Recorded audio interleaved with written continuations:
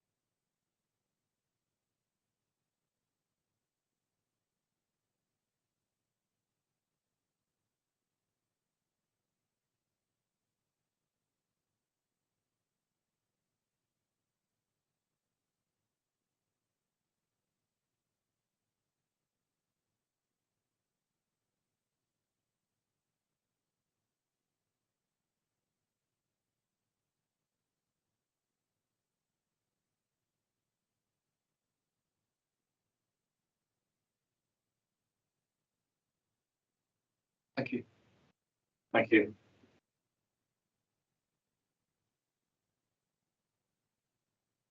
So, first of all, do we have any apologies for absence? Apart from Amanda Sayers. Does any member of the committee have an interest, either or otherwise, in the field they should declare at this stage? They should declare I'm a governor of Avondale, which was mentioned in the papers, and we have a relationship with financial aid, working relationship with Queensland. I don't have strictly, I don't have one to declare, but I'm also governor of Marlborough Primary School and Colton Primary School, so that's providing advice to parents. Anybody else? Thank you. Minutes of meeting held on the 9th of July. Do you have any questions of, first of all, the correctness of the minutes? And then I should just quickly go through with you, Bella, whether the actions on page 5 have either been dealt with or are not part of the agenda. So, briefing paper on commercial ancillary branches. So, just go through one of what I'm looking for is they're either dealt with or they're in the action plan or they're in the working plan later on. Yeah, they're in progress. Yeah. Right, so those are in progress. And then over the page on page 7, I know we've had the virtual reality relaxation information, and then there was the future Grenfell support, national obesity rates, and St. Catholic, Saints Catholic College. 12-hour day. Yeah, they're on the action plan. Yeah, and then under the work program, obviously those items under the work program. So thank you very much. Are we happy for the minutes to be signed? Thank you. And now moving on, I've been asked for the health officers who have to travel. And by the way, thank you for officers who are coming later in the evening. I know you probably had a full working day already, so I've been asked to take item A6, provision Kensington Queensmill first. Is it perfect? A6. A6. It's your go for A6.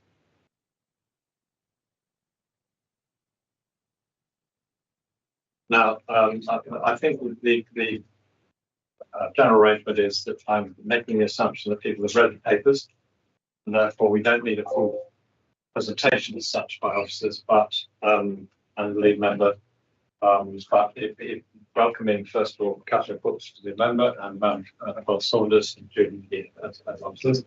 Thank you for this paper. And are there any particular comments you'd like to draw to our attention? Not a long thing, but if there's one or two particular items that would make sure that we focus on.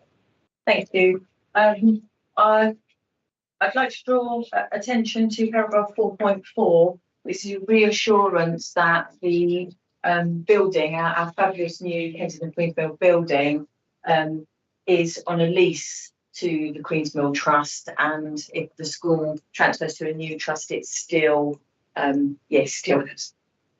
And then in paragraph 6.2, just to emphasise that the financial pressures that the trust has faced predated the opening of Kensington Queensmill School. They were from the transfer of the original school that the trust had. So the financial notice to improve from the Department of Education was issued in respect of a loan that was incurred before our school opened.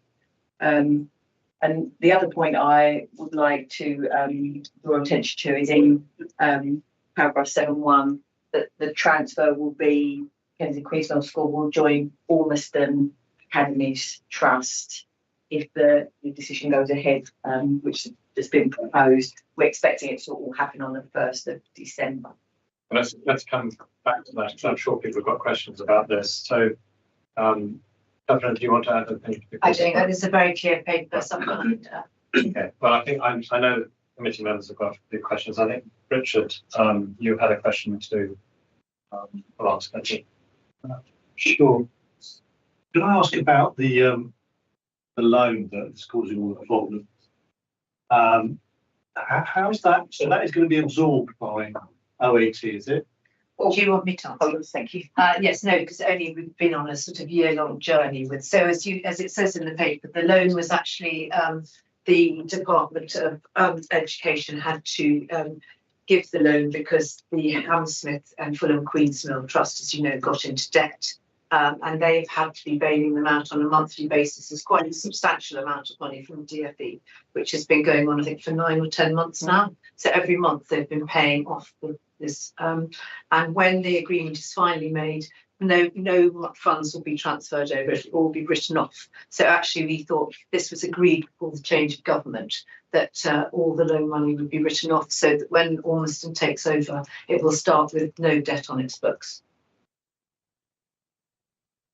And presumably that still has to be substantiated that it's the case with the new government. It does. There's the same team still in the DFE, so hopefully it will be all substantiated and agreed.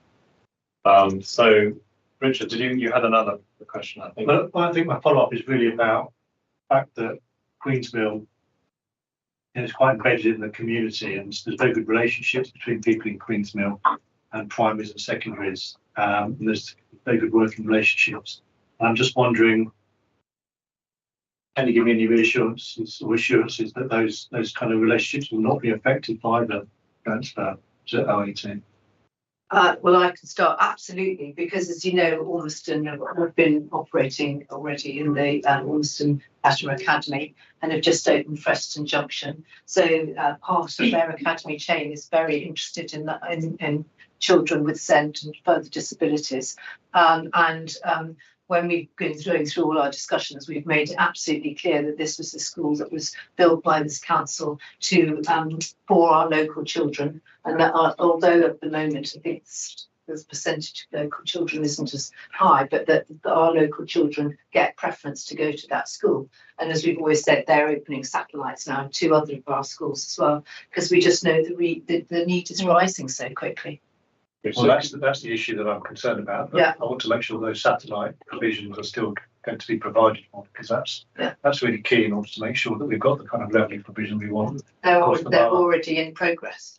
Yeah, so I think I heard you say you were a governor at Avondale Park. Yeah, but satellite one is. particular concern. Yeah, exactly. What's happening there. Yeah, there's absolutely a commitment to continue. In fact, we are talking to Ormiston about some other accommodation in Avondale Park and developing another provision there that would see Ormiston be able to kind of consolidate the leadership that they have in That's Avondale really what Park we're hoping for, to have this all partnership. the way, but all the way through, so that we're going from almost like reception all the way through to year 6, so we don't have a kind of cliff edge at year 3 or year 4. No, that's right. That's right. That's what we want to do.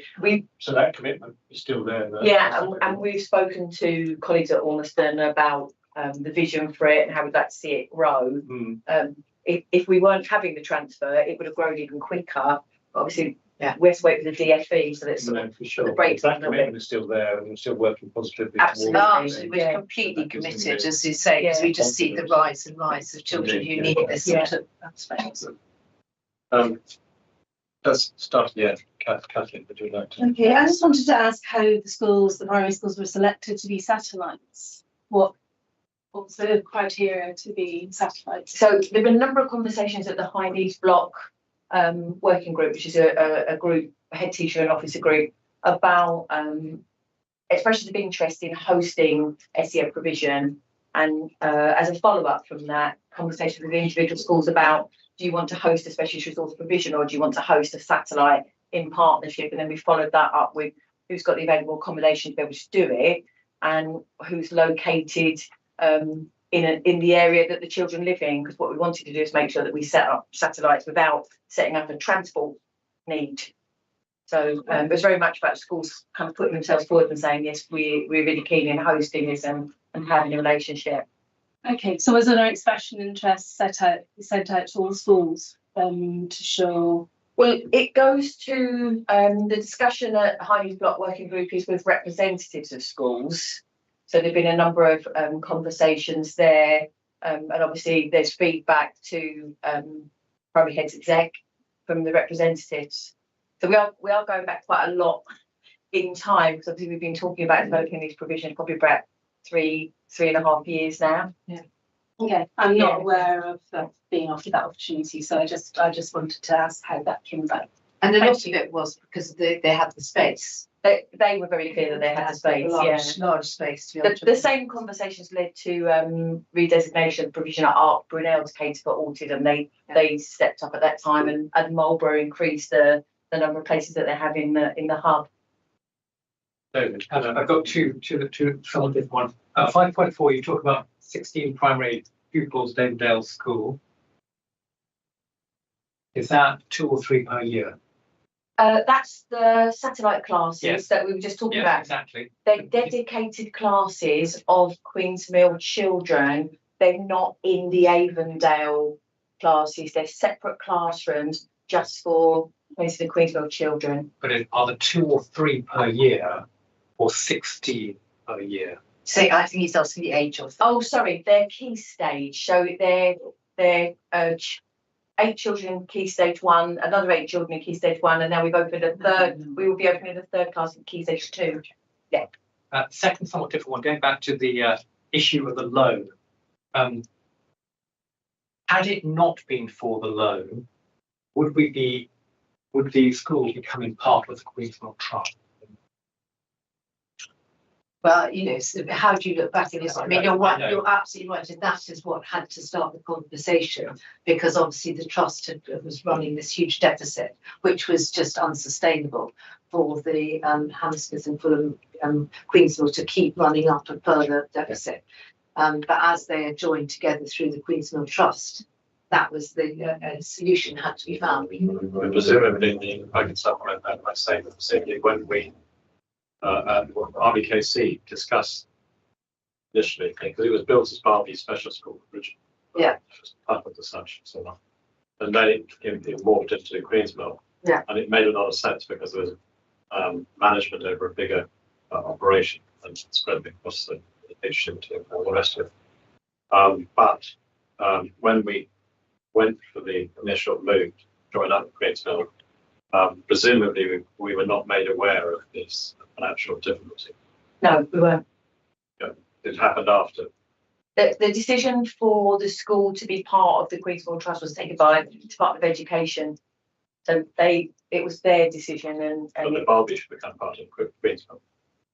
because Bobby was a working title for the building Yes, side, exactly. yeah. But that, the decision to go there. The was original Department of special Education. school decision to join the Queensville Trust was the Department of Education's. Right, okay. So the due diligence, if you like, in that situation was down to the department Yes. themselves. They picked up Bill since, so. Yeah. Therefore, understood. And then you copy. So Dave, do you want to supplement what you're asking? Tom, have you got? Yes, I just wanted to push a little bit more on the satellite sites. So, I mean, I don't fully understand why they need DFE approval because it's Queensmill teachers teaching Queensmill students and they're just providing the space. And I mean, it's a school, so it's obviously appropriate setting for children.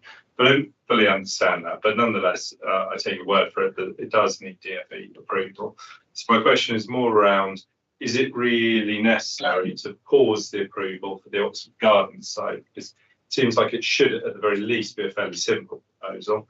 Sort of understand why you might want to pause it going through this sort of process of coming under the new school under Ormiston. But that's, you know, potentially several months delay where 16 children aren't getting support, which can be really beneficial to them. And it seems like a sort of bureaucratic problem, which is having an impact on these children. So is it really necessary? Is there any way to push through the approval? Unfortunately, because it's an academy, it's subject to prescribed alterations, regulations, and only the regional director on behalf of the Department of Education can give that approval. You have to make a full business case. So even when we've opened very small specialist resource provisions in academy schools, we have to go. So just the changes we wanted to make to Art Brunel, we had to go as a prescribed alteration business case. We don't have any discretion. Yeah, I know, I understand that, but I just wonder whether the pause is necessary, whether even though this transfer of onus, whether that one little bit to approve Oxford Gardens as a satellite site could still continue, even though this. We have raised it with Department of Education and they weren't willing to let us go ahead at this stage, but what they were willing to do, they conceded on the third class at Avondale. Okay. So there were two. And they said, when we said to them, there are children who need provision, and they conceded that we could open the third class, which isn't ideal. But Ormiston are aware of the pressure and the timescale and know that they will need to make that prescribed alterations application and business case as soon as they are in the driving seat. So that'd be sort of January. And the department know that Ormiston will make that immediately. They have assured us that the regional director can take the decision out of the new normal cycle of business meetings to get it expedited. Yeah. That's good to hear. Thank you. Thank you very much. I'm sorry, are the places full? Are all the places Sorry, full? can we go around the table? Sorry, I'm not in your eyesight, so it's quite hard to get. Seems as though maybe I can half an hour. can move, Give it yeah. already. But I mean, presumably this is an evolving process, and I think that I'll come back to this later, but I think we might have further questions to ask that are outside this paper, but we focus probably on the paper as such. Thank you, Chair. My question is, this building will be leased for 125 years on Doricon rent. I mean, my concern is our right to nomination for our local children. I mean, the council spent a lot of money. This well-needed building to be built. So what are the percentage going forward for our local children getting places? We will do our very best to make sure that our children are the first ones that are referred. And by working in partnership with the school, we can sort of horizon scan and spot the young children coming through so that our children's papers are processed faster. But there isn't anything in law that allows us to, so, you know, practically we can prioritise our children, but there's a judgment, a High Court judgment from the 1980s known as the Greenwich judgment that applies to ordinary school admissions. So you've probably all encountered it as ward members when people are saying, I live near to the school, and unfortunately you can't earmark places for your own children. You can just be really efficient and make sure that it's full with your children before papers come from other areas. That's what we try to do. What age groups are going into the school? No, what age is the age range of school? So it's statutory school, so it's 5 to 19. Yes, so if we, as we are doing in several other places, scope the needs of our children from at least 2 onwards, if not before, and get all of their ducks in a row and paperwork on that, we'll be able to flag them up well in advance. Yeah, Is that what you're saying? We have a governor who is the head teacher of Goulburn and Maxilla Nursery School. So we're really trying to build close links, and we work with the speech and language therapists who get very first referrals for 2-year-olds who are not developing the language and the social interaction. So that's what, by horizon scanning, we're using our network of professionals to identify our children as early as we can and make sure that their names are down. Yeah, but also on that level, we're also scanning the horizon early, as we say, to prevent children having to go to such a specialist school like this and to stay in mainstream schools. And then there was when we had the CEO of Ormston come and speak to us as scrutiny last year, he said that he sort of showed the way forward on this overall plan generally. But there's going to be the specific centres, then there are going to be the outreach centres, and then there's going to be an outreach service, which would help other schools as well. So hopefully that will be spread well across the whole of our schools. Yes. So, Thank you. Yes, this has come up a couple of times. So I'm just wondering at the moment how many children at the school are from RBKC. We just heard how we want to increase that, because obviously we're not exporting children, but we are importing them. So there are other councils still having to provide transport and so on. So that's not ideal either, I suppose. And my other question, is it's a lovely new school. I'm sure there'll be no problems at all, but we've got that about Holland Park School. So who pays if we have 12 years of snagging like we have at Holland Park? Who pays when things are divided up? And I'm just trying to get my head around who is going to own which bit when. Who pays if there are ongoing issues with the school, which hopefully there won't be, but who knows? If I could add a supplementary to that, as I understand from the papers and knowing the school a little bit, that the 2 parts of Baldy were built with shared facilities, catering and such like, and therefore presumably there may well be complexities of things like sprinkler systems as to where the reservoir is, because it might be on one hereditament rather than the other one. So the legal process of this needs to be very tightly drawn, and not just the legal process, but the maintenance and the vegetation and the fire certification and such like. I got the stripes on my back from another school which has its reservoir in an adjacent building, and it's turned out to be very complex in terms of governance. So can we have your assurance back that those details will be picked up in the putting together? So as it says in the paper, about 50% of the children aren't residents, so it means the other 50% are resident children in RBKC. But in terms of the lease, the issue we've had with Holland Park School, of course, is that they still are there as a tenancy at will. They haven't got an academy lease, which we're actually going through the very complicated with legals to try and get the academy lease done, because the minute they sign an academy lease, they are responsible for the maintenance of the school.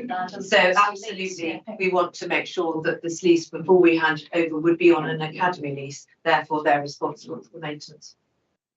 Thank you. Did you want to ask a supplementary on the paper, or should we? No, I mean, the only other question that I had was that the 16, are there many that are, how many are on the school roll already, or are they predominantly outside of the school? All of the children in satellite are on the roll of Kensington Queensmill. They have to meet the entry requirements for Kensington Queensmill to be in the satellite. Okay. Right. Anything else you want, Catherine, to consent? I think we've been through this paper. They're already happy with the answers we received, and thank you very much. Right, we move on. We're moving back to the beginning, right? So we're now going to wait until the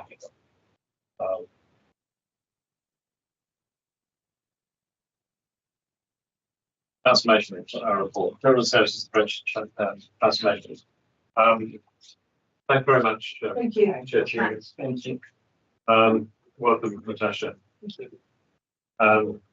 I like first, it's slightly unusual for the chair to write an introductory report to the report, but I thought it would be useful because this is the first time that the process of transformation has been implemented at or scrutinised at a departmental level, rather than, if you like, at a corporate level.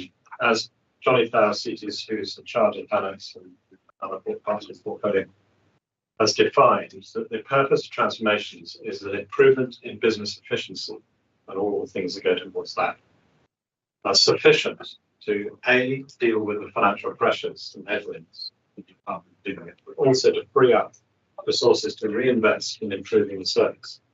Because we have two duties overall corporately. One is to make our budget balance, and on the other hand, we have in our council plan the aspiration, which has been committed to, challenge from the bereavement of growth.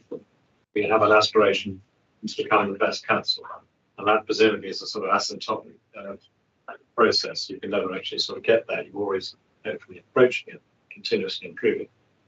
So this process of transformation was first discussed in scrutiny at least a year ago, or maybe more. But it was flagged by Taryn Eaves, who was the predecessor of the current financial director. Because she says that we would reach a point as a council where things became particularly difficult financially at some point in, I think she put it 3 to 5 years' time, and she said it about 4 years ago. So I think she was a very good forecaster. That worked through a lot of discussions in the budget working group this last year, which was summarised in a recommendation to OSC, which went on to the leadership team, went on to council, and became a council committee. And then there have been various updates as are chronicled in this here. And the most recent one is that the leadership team agreed to the OSC recommendation, which was made in the summer, that every financial paper from now on in the council should have a section explaining the role of transformations in achieving those two aims. And that process is now working through the leadership team, executive leadership team, and OSC, and so on. And this is a change of culture from normal financial management, which, as a hardened old civil servant, I would say basically boils down to salami slicing and program deferment, which is a typical way that budget management is done in public service. So this is a real cultural change. Now, what I find exciting, that I laboured this now, but also in the paper, because what I find exciting is that there are examples in public insurance service where this has been going on for at least a couple of years. And part of the reason why we are in a position where our family insurance services are an excellent service, in not judgment by this committee, but judgment by external bodies, is because of that forward thinking. Now, what we want to tease out tonight is, have you done it? What have you done? What are you doing? And have you done enough to look forward? And we want to pull out some financial figures out of this as well in hard financial terms, contributions to year's budget going through. So that's the challenge I've set. Annabelle, you and your team have addressed this challenge. So thank you for the paper. And perhaps having waffled on for a bit, I've given you the opportunity of putting out a few pithy points that you'd like to emphasise. Thank you. I was going to do a brief introduction. You've done such a brilliant brief introduction. I think I'll hand straight over to Anne. Thank you. And can I just say thank you for requesting this paper. It was actually a really lovely paper to be able to work on. And also worth saying that the examples we pulled out are a sample of what we do. There is so much more that we could talk about.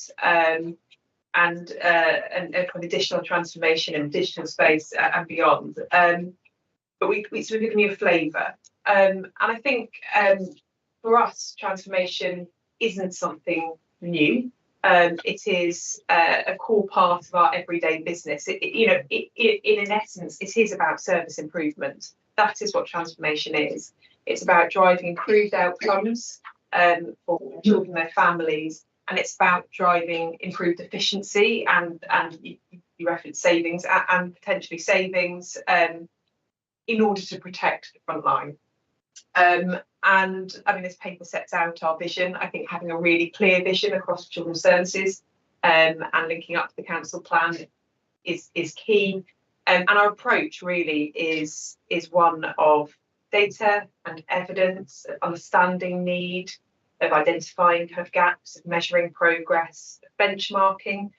You've seen our quarterly reports. We are very data rich, and there's a huge amount of additional service data that we look at monthly and we benchmark ourselves against. It's also about community engagement, co-design. It's about that kind of ongoing conversation, as well as kind of significant pieces of engagement and collaboration internally across the council and with our partners as well.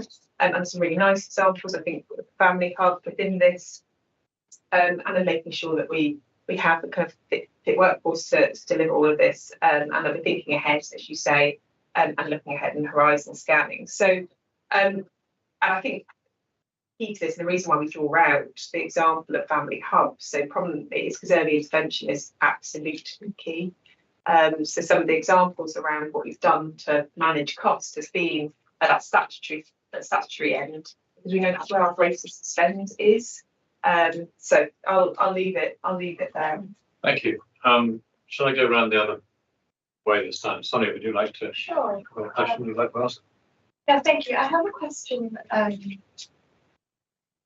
on it's not numbered actually, still the introduction, yes. So how sort of needs are changing and children are presenting with mental health needs, and that's rising. Yeah. You mentioned that more young people are coming to the attention of children with social care because they're at risk of extra familial harm. Could you expand on that a little bit, and also let us know how they are coming to the attention of social care? Has our system improved in a way where we're able to identify these children? That's a brilliant question. And actually, I think, again, some of the earlier work that we're doing through Early Help that Natasha leads has been really key in helping us understand the children that we're most concerned about and supporting them earlier. I think a number of things have happened. One is we've begun to understand that children aren't agents of their own injuries and harm. So we might, for example, many years ago, talked about child prostitution. We absolutely don't believe that's such a thing anymore. We believe it's adults exploiting children. Similarly, the children who present to our youth justice system, both with convictions, court disposals as we call them, or out of court disposals, we've begun to realise we see them as children, as victims quite often because they've been groomed by older people and by criminals. So because of that, because we are understanding what's happening to children in a different way, we're identifying many more victims, many more children who are at risk of harm, and approaching it through that lens of child first. We're not seeing them as offenders, for example, anymore purely. We obviously see they may be offending, but we're not seeing that as their main issue. That's one thing. I think the other thing, which is really unfortunate, is that we are noticing significant impact of the drug markets. And they are affecting lots of our local children, and that's something that's changed. Also, we know that knife crime has its ebbs and flows across the last 100 years, but it was certainly in a really unfortunate phase of knife crime where children are going equipped, where they're being victimised. So that's another area that we're worried about. And obviously, you've probably read in the papers about county lines, children getting travelled out of London. So there are many ways, both in our own identification of these issues, but also in our understanding of them and what might be helpful, that I think we've begun to understand extrafamilial harm a bit differently from, say, when I was a social worker 30 years ago. Does that help? Yeah, that helps a lot. That's really interesting. We'll go to someone else, but I probably have another question to follow up at the moment. Pretty. Thank you, Chef. Natasha, I have just one question, and that's page 10. We talk about page 9, the continuation of the point. It says as being between 20 services. Pretty. We're on the translation page. Oh, sorry. On page 13. Sorry, my apologies. Sorry. You want to come back to your time? No, I have a question on page 14 as well. Okay. 1 second. On page 14, the last recommendation, 12, it said that, it's become very efficient since we have the Kingston School. Are you able to give any sort of breakdown or percentage of, how much we have saved since we've had the Queensland School? Yeah, we reckon it's a huge saving of about 300,000 in terms of transport, saving on transport costs. Because of course, the community of children who had to access this nearly always had to have individual taxis to take them there and back. So by taking the taxes away, but also really promoting independent travel, which is really key to help and support children learn how to get themselves from A to B. And that helps lead their independence. And it's such an important thing that we've introduced that. But actually, it's been so key I spoke to recently about the huge pressures on the budget for family and children's services. And actually, that has been absolutely the one positive area where it's helped save my budget a bit by the savings we've made on the transport by having a local school specialised on children. Because otherwise, 80 children that would have been dispersed all over the huge London area. You can imagine the cost of the taxis taking them this, that was a really massive cost. And the inconvenience to the families and children as well, having to organise that. So what's that in percentage terms? 200,000 out of, what, of the whole budget? Oh, yes, or just on the. Okay, can I that's suggest that we come back to this, because I've got a recommendation in mind to put to the committee at the end of this discussion. And I think we ought to get the inputs of what the facts are, but I think essentially it's a good point, but I'll bring it back. Sure. So, do you have any questions? My concern was about the transfer and it has been dealt with. Okay, thank you. Richard. I guess my question is around family hubs, which I'm a great supporter of, and we had an excellent visit to one in the south of the borough in the summer. When Natasha and colleagues told us a lot about the work they do, and it's a pretty impressive offer. I think my concern is that we're thinking realistically about how parents, carers are going to be accessing them with very small children. They've got to be really within walking distance. Can't really imagine people piling onto the tube or the bus and travelling half an hour, 45 minutes to get to access your family hub. So that's the problem, isn't it? Because we need the volume of people to go through them, so that we can start to support them and do all this intervention work. I mean, it's no good just having five families turning up with their kids, because it's not going to make your mass work, is it? You're absolutely right. So what we've done is create a network of family hubs where the main ones, the headquarters are Homefield House by Trellick and Cheney by World's End, but they've got loads of satellites. So, for example, in the south, as an example, those satellites in Earl's Court, in the school there, St Cuthbert's and St Matthias, and we have space there. We also use Brompton Library. We do our own stuff, but we also work with the librarians to phase and synchronise their offer. We also do some HAF work, holiday activities funded work, which we do at Marlborough. So, and the other thing we've recently been doing is working back again at Violet Melchett. If you remember, the nursery's come out and gone to Marlborough, and the other nursery's gone to Mark Walk.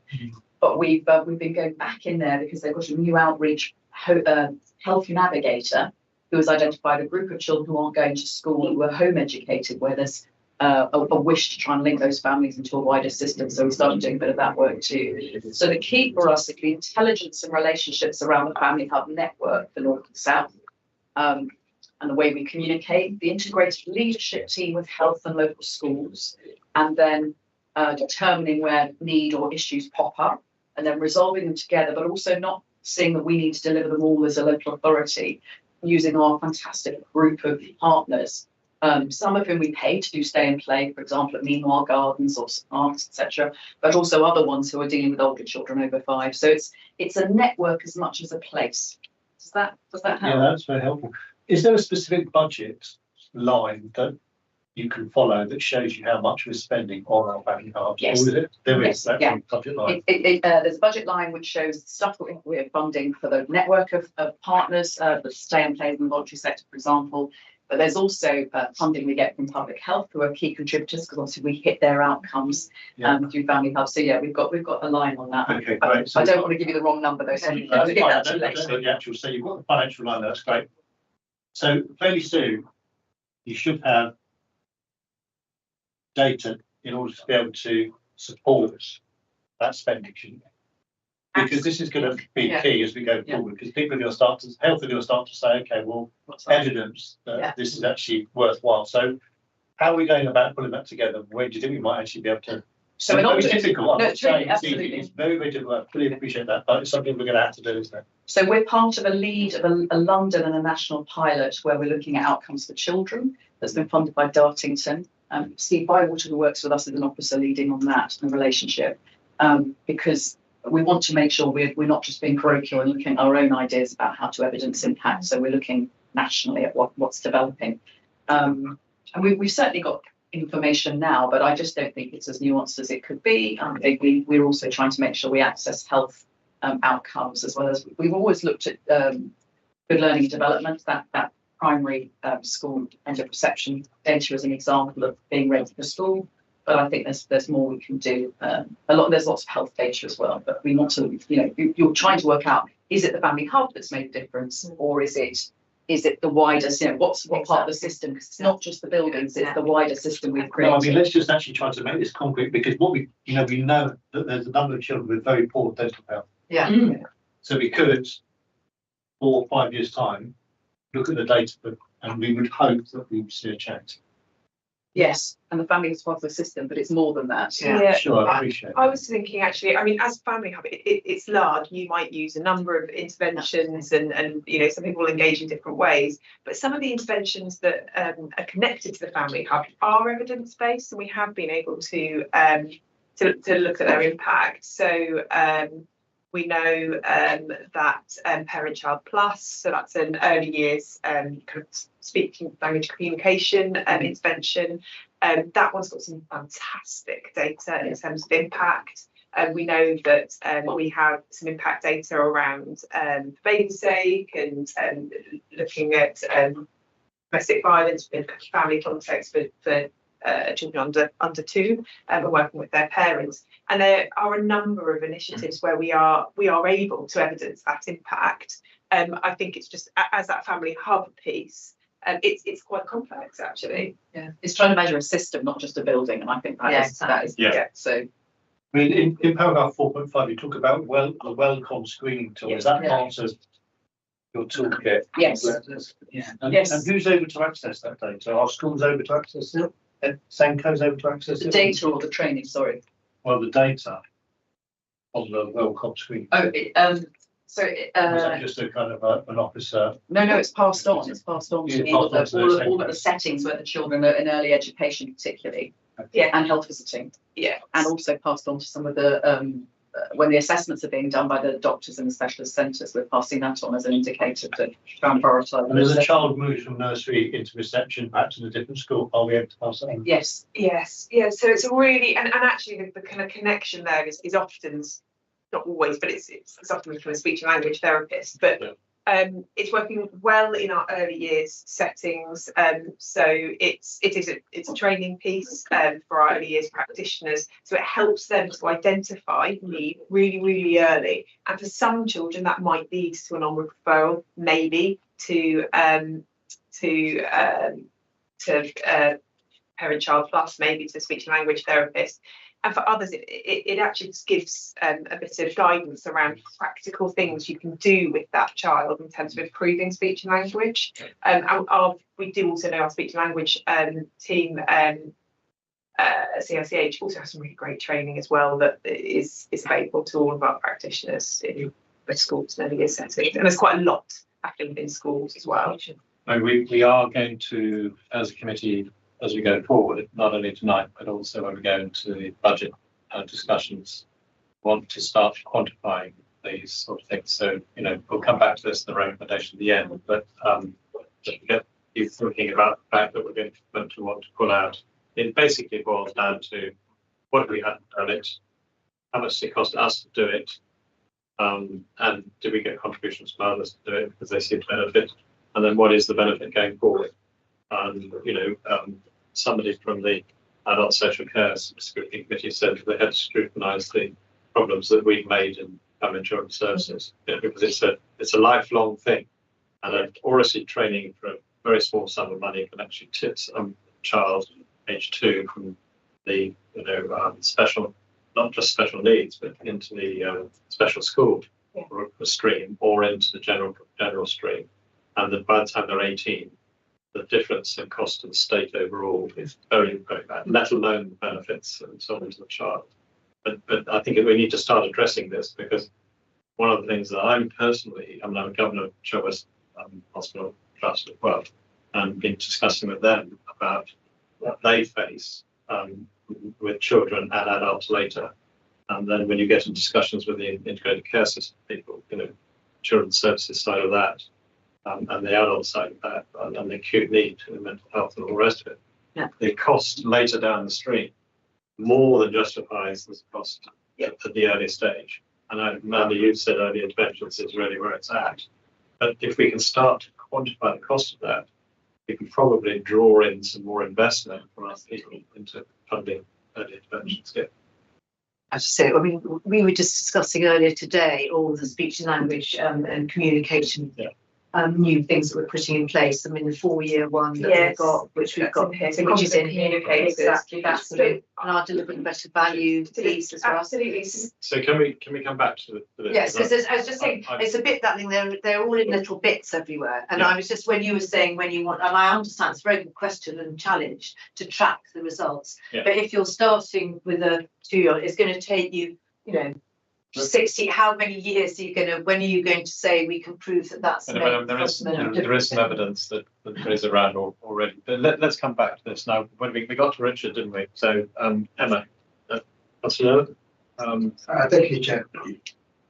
My question is on 3.3. I think bullet 4 is on the increased number of children with statement special educational needs. I understand there has been an increase of 23%. Now we have 759 on that category.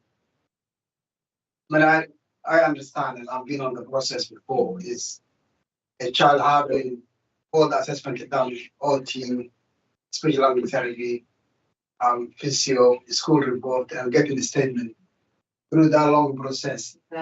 And getting that document is a legal document. So how our schools and schools were also about meeting that legal requirement, including timely annual reviews, and the children are getting the best they can of what the council spends on them. I mean, I actually think that certainly in this borough, we have it. In terms of completing EHCPs, and Julie, who was here before, is your absolute expert, but in terms of completing those assessments, we are one of the highest performing boroughs in the country. And I think we are generally at around 100, maybe 95 to 100%. In the 20 weeks. In the 20 weeks, EHCP. I think in terms of the annual reviews, that's an area where we know that we want to do more. And some of the challenge is not our timeliness; it's actually exactly the same. The timeliness of getting the reports in from OTs and from health and so on. But it is an area that we are investing in more to make sure that no one has to wait for their annual reviews and no one has to wait for an EHCP. Because I absolutely echo that point. It's very difficult. It's a very difficult process for families, and actually for many it unlocks essential support. I suppose one of the points that we were sort of touching on in terms of confident communicators is actually if we can provide that support without needing an EHCP, so that you don't feel you have to go through that legal process.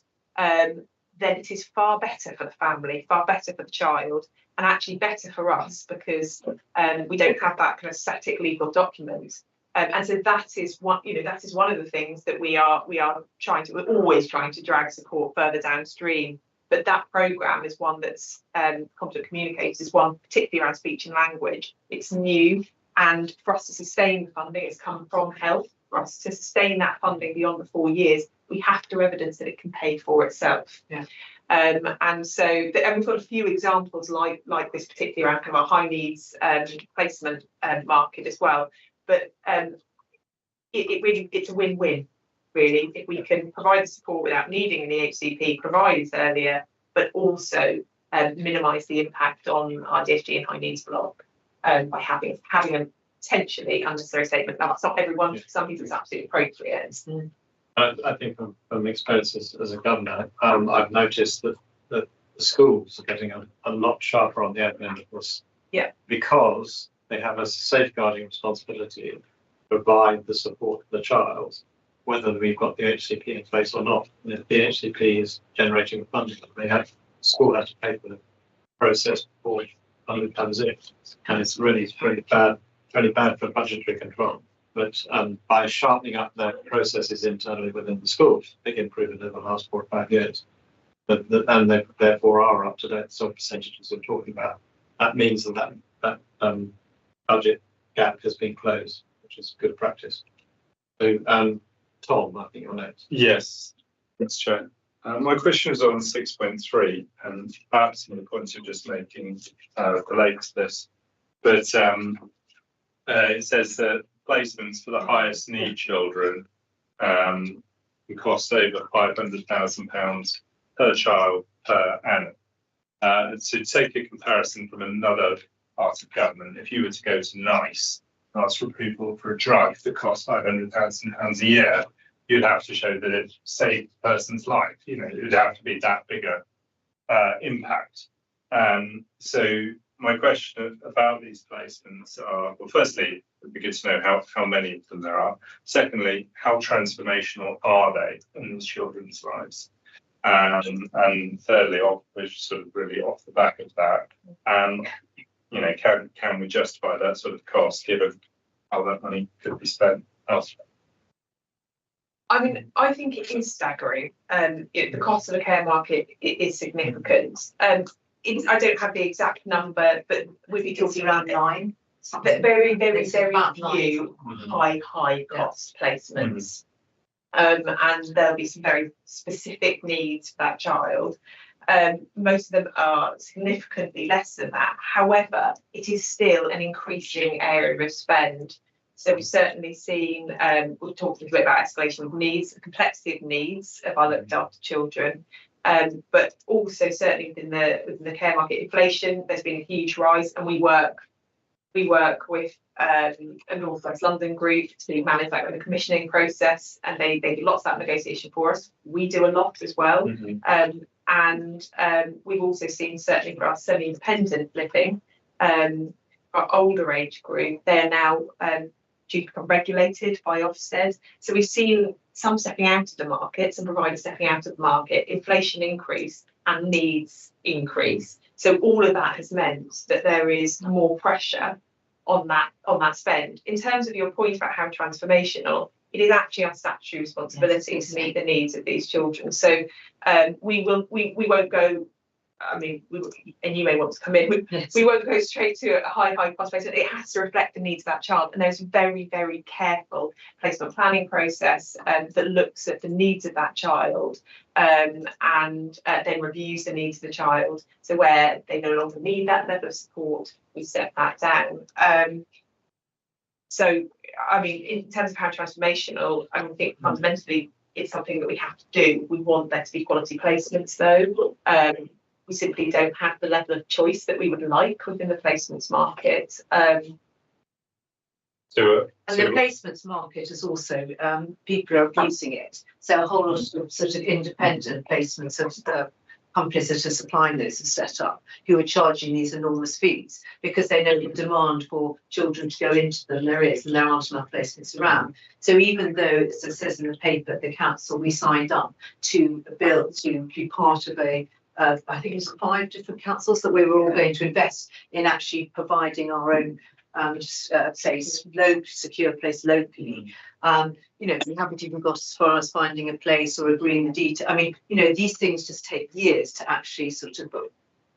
So what we have done is we have grown our in-house semi-independent living offer. So these again, high cost.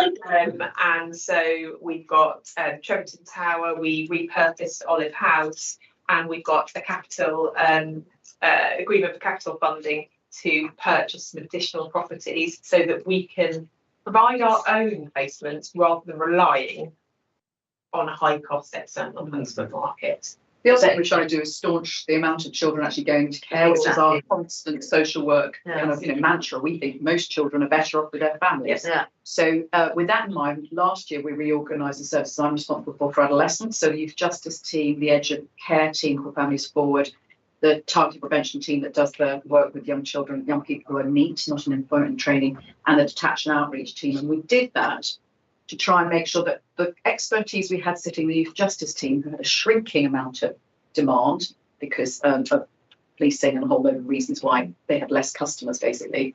What we could see is that need, that the service we had from the NHS, CAMS, speech and language, learning disability and EdPsych that's in-house, we could apply that to some of the Edge of Care cohort.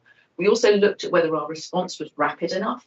So if social workers were saying it's breaking down, the weekends come in, we're being asked by the parents to take them to care, could we offer something that was rapid, wrap around, would last all weekend and hold things till Monday morning? So that's been our focus of our work, and we relaunched it because we had to go through a reorganisation. I had to kind of there were staff who stayed, staff who left. We got in the staff with the right skills, and so we relaunched that in April. So I'm hoping at the end of the financial year we can look at whether that made an impact on demand of the children who were referred through. We also wanted to. One of the key reasons that children end up in care is things are going wrong at home, but they're also out of school. So again, the work we're trying to do to stop children getting excluded, either excluded by the school or excluding themselves by absenting themselves and just dropping out of school. That's been really important to hold things together for families. Because if children are in school, they're safe. They are somewhere where we all know and the parent knows that they're going, and that helps hold things together. So a lot of it's what we're trying to do in social work as well. Yeah. That Edge of Care is a really good example of investment in a team, but actually it's relatively easy. None of this it comes with all of the caveats of early intervention and causality, but actually you've got a cohort of families and children where there is very credible risk of them coming into care. And actually the investment relatively small when you look at kind of the cost of placements. You can really, really, really justify the impact of that team in terms of team's about £500,000, the Edge of Care team. So and keeping those, it literally pays for itself time and time again. And it isn't just about keeping a child out of care permanently, although they do that. It is also about holding that family together for as long as possible, because every month, every week, it is better for that child. Depending on the family context, but also if we are talking to kind of financial context, it's helpful, although that's kind of secondary to the outcomes for children. But it's small supplementary on the financial side is there any in other areas of need, once justified, there is a contribution made either by NHS or by central government to providing services. Is there any contribution here from central government? There is for the custody places. So any of the custody places, we get a custody budget. Right. And sometimes we've been working really hard not for children not to go into custody unless there's absolutely no. So actually, we get the custody budget each year, and sometimes we underspend it. And we get placement costs for unaccompanied asylum-seeking little after children, and certainly with health, where there is a health need, we do have a funding formula with health to try and manage that cost. And that's every local authority is finding that that relationship is never a simple one. But yes, we're in active and everyday conversation with health about funding contributions. The implication what I say is obviously got to be child focused first, but then the question of fair sharing of burden between different agencies. Well, as you know, that's what we sort of find about where we are with the ICB and their contribution to the sort of. Let's come back to that. Yeah, we'll come back to that one. David, do you want to talk a little bit more about the same thing? First of all, I would love to be reminded of exactly what sort of. Clearly, you cannot give any specific information or confidential information. What are the generic characteristics of a child, the cost for which are £500,000 a year or more? Usually age 15, Yeah. usually out of school, Yeah. either self-harming and risk of harm to others, particularly sibling and parents, often a mum who it's a boy attacking, not always, often involved in serious youth violence and probably county lines potentially. So very complex. So the thought, trying to get the right placement for them, I think will attend to all of those needs, but also having a place prepared to take them because it's quite risky to place those children with other children. Yeah, I get that. You place them. How long would you hope that they remain there, so that they come out more socialised, more whatever? I mean, is the council, as it were, committed with this 15-year-old that it's going to be $500,000 for 1 year, 3 years, or actually there's going to be significant expenditure after they hit the age of 18? There's a number of things really. One is you need to get diagnosis. No, I appreciate that, but I'm just... And so you're trying to work out what's psychiatric, what is family context, what might be about education and learning needs. And so we're trying to get a really full picture of that child. Sometimes you've got it and sometimes you haven't because nobody's been able to hold on to them. Sometimes they come into the borough late, so we haven't got a long relationship with them. So it's really difficult to say. I mean, our job is to be committed as long as it takes, but we also don't just put a child in placement and leave them. We're constantly reviewing. We have statutory duties to review, very, very strict cycle DfE holds us to and judges us on, but also it's our duty to constantly test has anything changed for the child in terms of its education, learning, presentation, self-harm, all of those things. And also, are they still having associations with the people we're worried about? Are we, because we monitor mobile phones, we're doing all sorts of things as much as we can. We're looking at offending. But we're also looking at family context. Has something changed? Is there a grandparent, an uncle, a dad, somebody who can come forward who's able to say, actually, I'll have them for weekends, just to try that out. So nothing's ever static, constantly looking for change and very quickly. And so related to that, the final bullet point on page 18, and Catherine, we talked about it earlier, the market for placements. Final bullet point is 3. The market for placements to look after children is not functioning effectively, particularly with gaps in provision for children with the most complex needs and concerns. Private companies used by all local authorities running children's homes and making substantial profit. Having done some economics years and years ago, it is remarkably profitable. Why aren't more people coming to the market? They are. It's the big boys who are coming in and trying and making profit capital and then pushing the money out offshore, paying taxes on it. I mean, that's what's so horrifying about this, because small providers are being moved up. It's too expensive. It's really expensive to do. So So your strategy is to try to develop resources in-house to do that, either independently as the borough or with other boroughs connected together. And the DfE has also made a commitment to do a review. Josh McAllister's review started it, and they're looking at it in detail how they can change this market, what they can do about regulation, but also encouragement to be better. Thank you, Kathleen. Have you got a point to raise on this? Just going back to 0 to 5. I totally agree that early intervention is the best. Then we don't end up in that situation with the 15-year-olds. In terms of, we're seeing in primary school nurseries, children and reception classes that children are coming in with, really kind of non-verbal, not toilet trained, having high needs, having diagnosis, but no HCP plan. In terms of the family hubs, are you outreaching and working within primary school early years?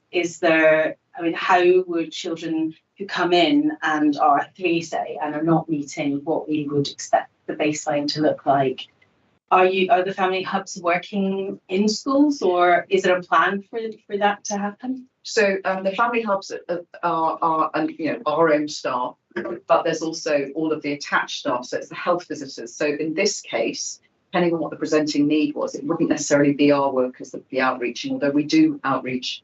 For example, Golden Maxilla, which has high levels of children with SEND, we outreach to there. The people that we would be wanting the nursery to talk to initially are the health visitors, and then we'll work a plan, because the plan might be it's a referral immediately for assessment to the Cheney Development Centre, not Cheney Family Health, or Woodfield, or it's a family piece that needs to be done, in which case, yes, that's for us to do because we do the family work. So it really is working out what's the issue. For those nurseries, Family Hubs through Heraclis and his service, the early years service, will be working out where you need to kind of refer in. And if that's not happening, we can have a conversation about it. Could I add a supplementation to that one, in the sense that schools have an enormous footprint with children, both nursery and primary, an enormous footprint with children in the term time, but not in the holidays. So, but the family hubs are there all around the year. So, is this an easy working relationship, or does it have to change radically in holiday time? But I mean, what's been terrific is the schools are offering holiday activities. Yeah. So actually, the schools are offering, and they're also doing wraparound care. Lots of them from 7 till 7 are beginning to do that. Some of them have always done it. So, it's a relationship that we work through. Some of the head teachers involving themselves in the integrated leadership teams for Family Hubs. We also work with the heads groups. We also have workers embedded in linked to each primary school, and some have embedded workers. So there's a whole range of ways that we're trying to work those relationships to make sure we pick up families that when we can early, when they need help. I think one of my colleagues earlier on talked about the network, and so the network is ineffective around the year, despite the fact that schools don't have term time. Those resources are involved as far as they can be with your around the year wrap up and stuff. I think the the holiday question we should be asking is, why are they coming? Where have they been? You know what I mean? Yes, Because they've been missed, No. haven't they? Because unless they're drawn into Family Hubs, they can't provide the quality of that intervention. So where have they I think been? it's brilliant. North and Yeah. Three. It's brilliant in some schools and some areas. It's not good in others. And I think it's for us, it's consistency across the board. And there might be a question for NHS rather than here, but the blocking of the system, the waiting lists, it's 2 years sometimes before a child's, and we know how really important the foundational knowledge is to children. And if we can get it right when children transfer into Key Stage 1, I think we would be really cutting down the number of children who require quite expensive help. Yeah, perfect. And so I think if we could get that consistent across primary schools, and I think if there was that ability to unblock a system, and I don't know where the blockages are, I just know that there's some children who are on 2-year waiting list, 6 months, and by the time they get to Key Stage 1, they're sitting a phonics test that they're not able to do. I think Because the the point is that- toilet by The point themselves. is that between North and Three, the only professional that's going to be in contact with that family or that child is the health. Yeah. Because it's not going to be school, it's not going to be local authority. So it's come back to this point about the health interventions, health visitors. And how that's What are they joined up. doing when they Daycare and how they pass their information on to others? I like It's that. joined up. If so, if we could, Sorry. just to add to Richard's point, that if the health visitors are essential in this, are the sufficient resources going into that stream of work to enable this to happen on a consistent basis, which was Catherine's point there. I think it all joins. So, Annabelle. So, I mean, I think you sort of helpfully answered with that. It is health visitors. So health visitors are the universal in that they do, your new baby visits, but the key ones really in terms of development are the 12-month check, and the really key one is the 2.5-year-old developmental check. And that's supposed to be a universal check that every child receives, and that then is the alert to us, the local authority, to other health providers, so that support can be wrapped around. Now, obviously, there are loads of other places we can pick up need. We've talked about in early years settings and through Family Hubs and all of those things, but it really is about the identification. Now, we know locally that the 2.5-year check isn't where we want it to be, so that's a contract that we've been working with Public Health on. So we know that we want to be better at that identification. So I think that's part of it, that we want every single child to be seen. But I think also we want to make sure that the referral routes into the support services that we've got in place, either through Family Hubs or things such as the Parent Child Plus, are happening systematically. And also, can I just add to that? Also, now the addition, well, you've got it at Marlborough, where there's offered daycare and sort of nursery care. There's a lot of the primary schools, but there's now, I think, 5 primary schools are offering that.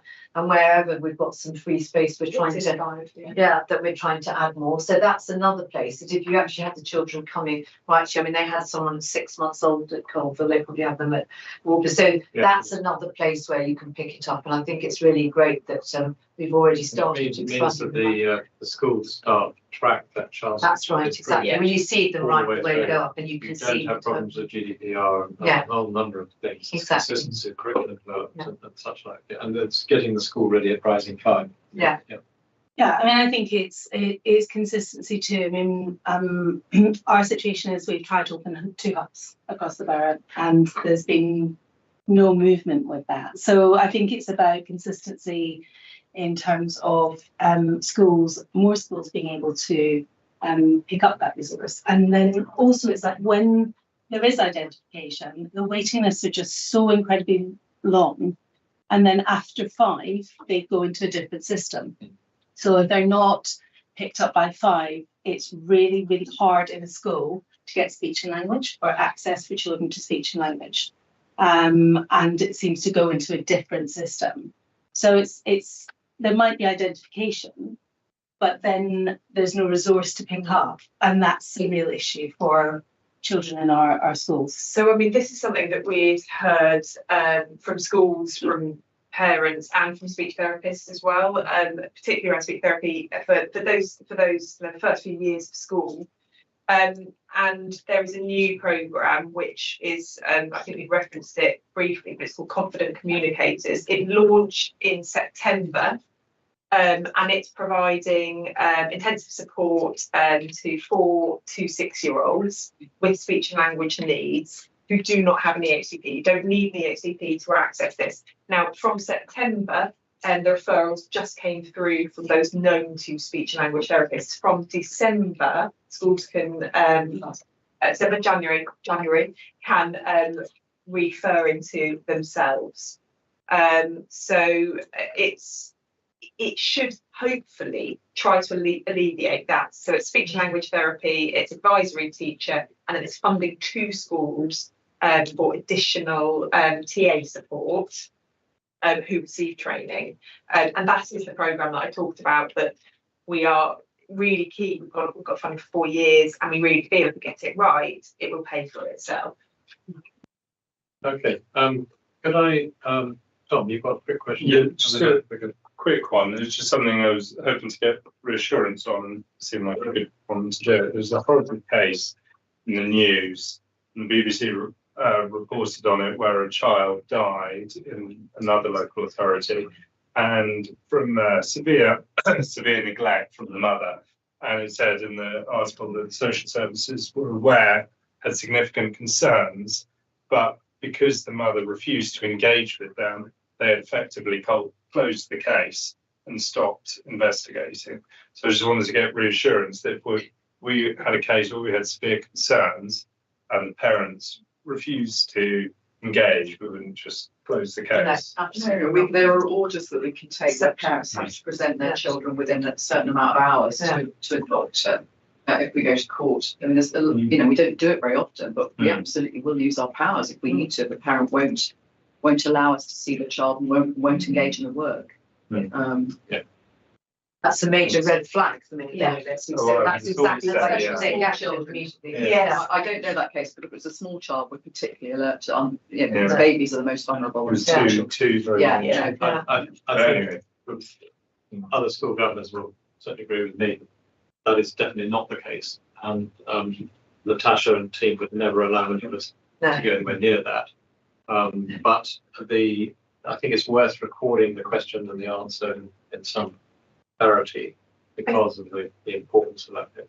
I think that, I mean, and this was a really live conversation during COVID when all children weren't at school. We rely so heavily on our partners to be the eyes and the ears as well, and we have really strong links to our schools, to our whole kind of partner professional network, And we work really closely. We do a lot of work with our community sector to really promote how to raise concerns, what concerns look like.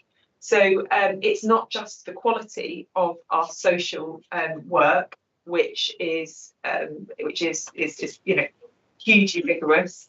It is also those really strong relationships with our partnership that keep children safe. Yeah. Thank you. Sorry, Sonny, I'll just take one more question because I want to wrap this up. You've got other papers we've got to go. And also I want to know what try to formulate amongst us agreement or recommendation. But Sonny, go ahead. Yes, sorry, just I suppose I'm kind of zooming out, and it looks like we have a growing number of programs and organisations that we have to offer parents who need help in various ways, their children. But at the same time, it also seems like we have an increasing need for it. So we have an increasing number of children that turn up at the age of 3, 4, 5 who are not ready in various ways. So what is the role of the council, particularly the family hub, in empowering parents to actually, obviously parents might have a very legitimate need for something they can't provide for their children, and so they do need a professional. But in cases like toilet training and all sorts of other areas, what can we do to actually empower the parents to know that they have the ability to help their child get to where their child needs to be, without sort of feeling helpless because they're not getting, you know, they're sort of relying on another, someone else to tell them what to do. I think you're getting active nods because actually, even when you do have a therapist or kind of any professional support, unless it's happening at home, be that toileting, be that speech and language, be that you know, physio, anything, unless it's happening at home, it's only happening for a block, and actually it has to happen throughout and be consistent throughout that child's day and night. So yes, there's I mean, we talk about sort of, there are parenting, so there's lots of parenting support in a whole range, but also actually that is the fundamental to our kind of therapist's approach. It's about upskilling, supporting, empowering parents so that they can deliver those interventions themselves. So some of the programs we run are an attachment-based parenting one for 0 to 5. So rather than sort of more instructional about you need to do this or this, like baby's a manual, like a car manual, it's really trying to tune parents in to their children. And parents who haven't had great childhoods or have been depressed or all sorts of things often find it really hard to tune into their child's signals, verbal, non-verbal, different sounds, moving away. So you're helping a parent tune in and giving them the confidence and noticing and saying you did that really well, so that they then carry on doing it. So that's one particular approach we take. And then there's lots of there are more instructional supportive bits, like let's get ready for nursery group, which is often about making parents confident to leave their children at nursery, because a lot of why people don't take their children to nursery is they feel uncomfortable, they're worried about it. So we do a lot of those kind of things, which are all empowering parents. And then it's also practically trying to make sure that they know what about potty training, they know about children being able to use a fork or, you know, feed themselves, just trying to get children to a certain standard. And particularly your first child, you don't, you know, unless you're particularly obsessed by reading about it, you don't know what you should expect at 2, 2.5. Quite a lot of parents with their first children miss developmental delay because they didn't know that their child needed to be doing certain things. So it's supporting them. Services Sorry, that don't require. Can I be very chair rude and say people have a time frame, and we want obviously to pay as much as can. I get the gist that there's a lot available. And I think I want to come back to a generic question on it. Chair, may I just say something very quickly along these lines? I'll be very brief. There is a case that I came across, and it's quite amusing, talking of potty training. And it was at Maxilla, Golden Mont Maxilla. You know, the parents tried, all the staff tried desperately hard to train this child, but the parents had new carpet, so they did not want to take the risk of the child going home, and you know, so literally it just carried the ping pong. Then he went to primary school. It was still the same, and they refused. So I just found it shocking. But there's so much investment of time, and you know, everybody's worked together, and that's the job of the skilled professional in the skilled setting, and in the nursery setting to pull that. Which skilled professional? I'm sorry, I just have to do that. Parents teach with 30 kids. Which skilled professional is there at that point to potty train to help Children, parents are That's what we're talking about. Yeah, parents. yeah, parents are taking responsibility there. It's just- Can I And please, where people access those services as well. right, well, sorry, can I Okay, restrain mind. off the gender bit into a very good subject, and I'm sure we want to come back to. No, what I was, And a good what I- paper too, so thank you. what I wanted to suggest to my colleagues is the following. Is that the purpose of this paper was to address the, really a cultural change. I think, Luke, you talked about this in a conversation outside, thinking that for the council to start really bringing transformational change into its decision making and its practice and its policy making. It's a cultural change for lead members, for councillors, for scrutiny, and also for officers. I think I would say that in the council, we're in a stage where some people have smelled the coffee and some haven't, and we're on our way. The evidence over the last month has been that certain papers have been produced in certain parts of the council, which have left the subject of transformations completely out of the subject of budget discussion. And then it's been put back in. And that's despite the fact that it's been formally agreed in council and in leadership team and in all the predecessors to that. So the purpose of today's discussion about transformations was to try to get a paper from FCS to shine a light on some good practice that has been happening.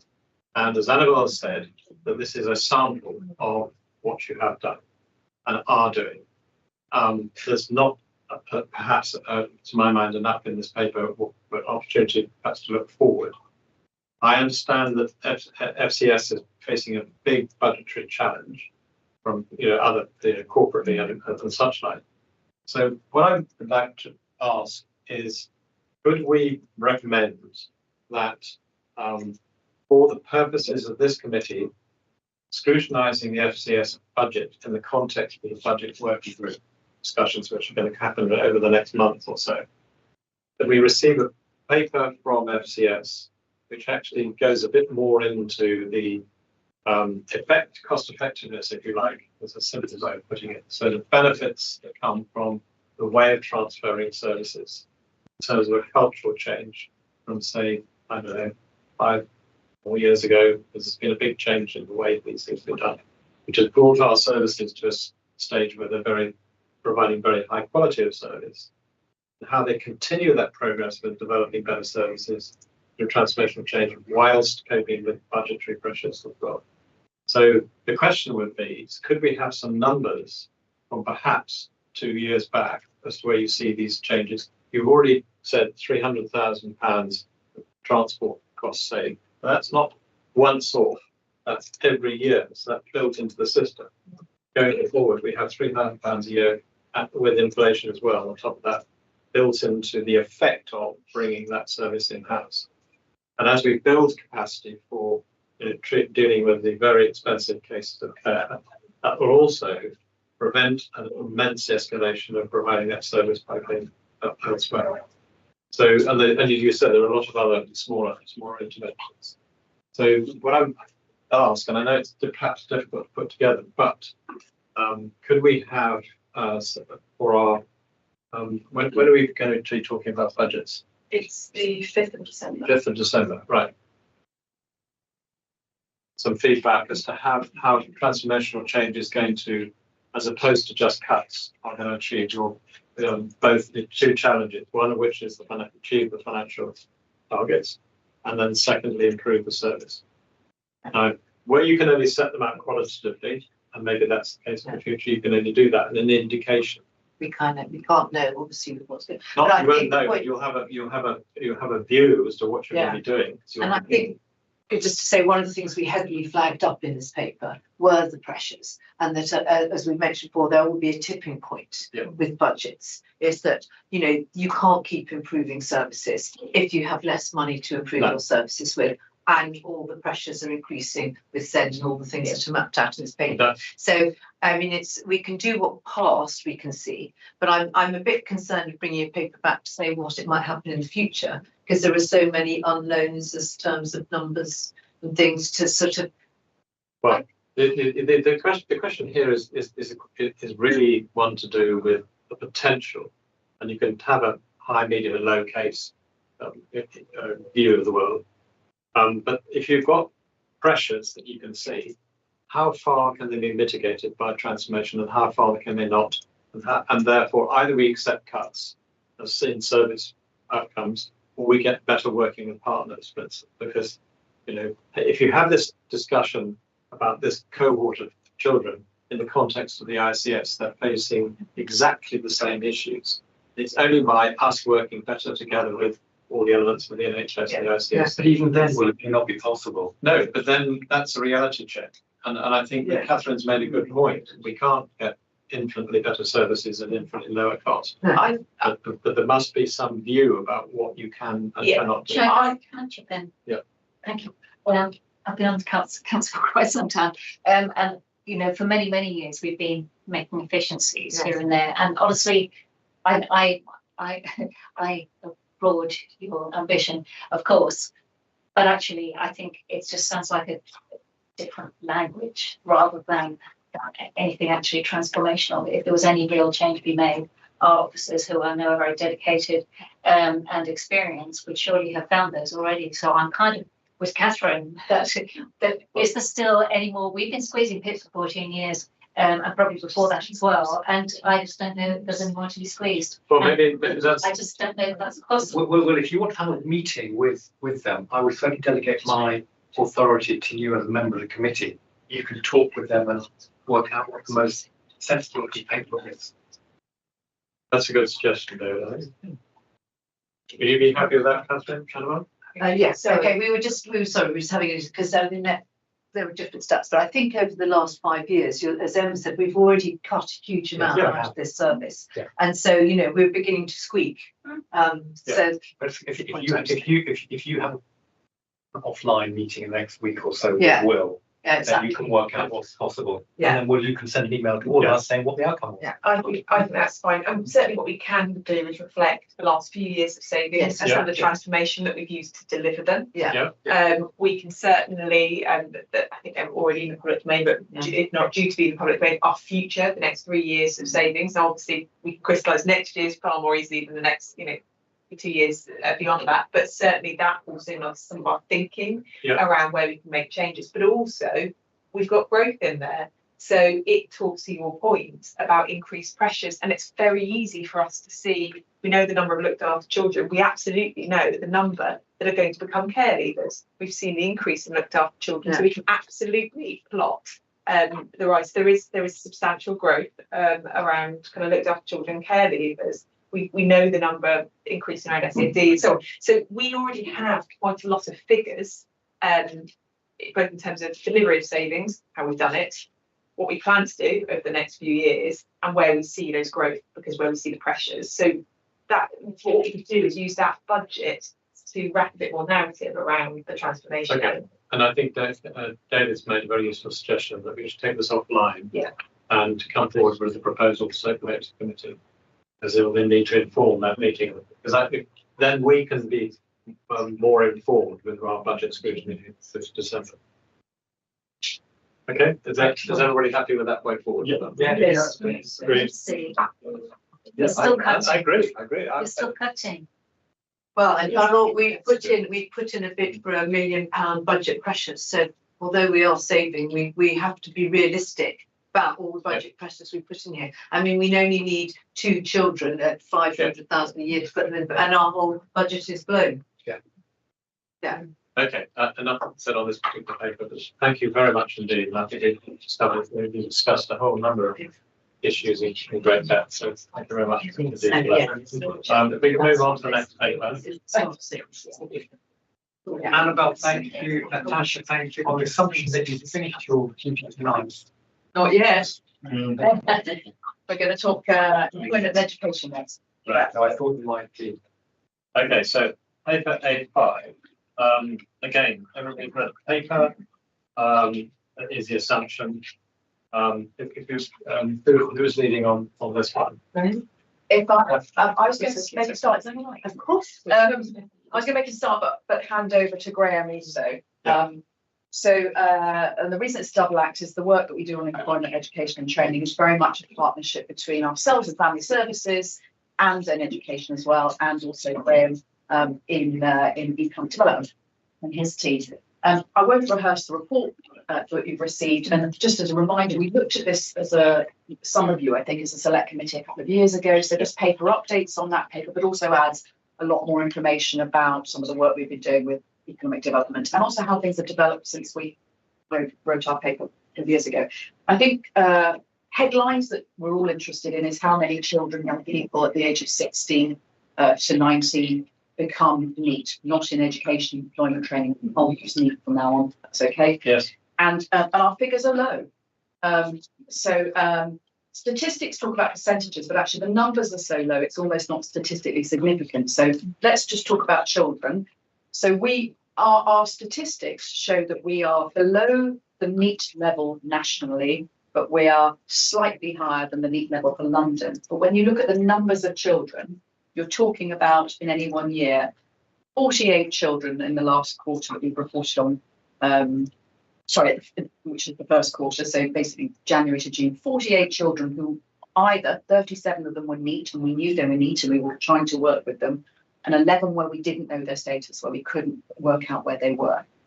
So that's low numbers, nothing to be complacent about, but it hasn't gone up because there was a bit of a spike during the pandemic. It's come back down to pre-pandemic levels, and we are making a difference for those NEET children. They don't stay NEET. So if you look at our casework and the work across the partnership, we're working hard to get them into something. So they might report in the first quarter, the quarter after leaving school, school results in August. But by January, we're hoping, if not before, to have got them in something.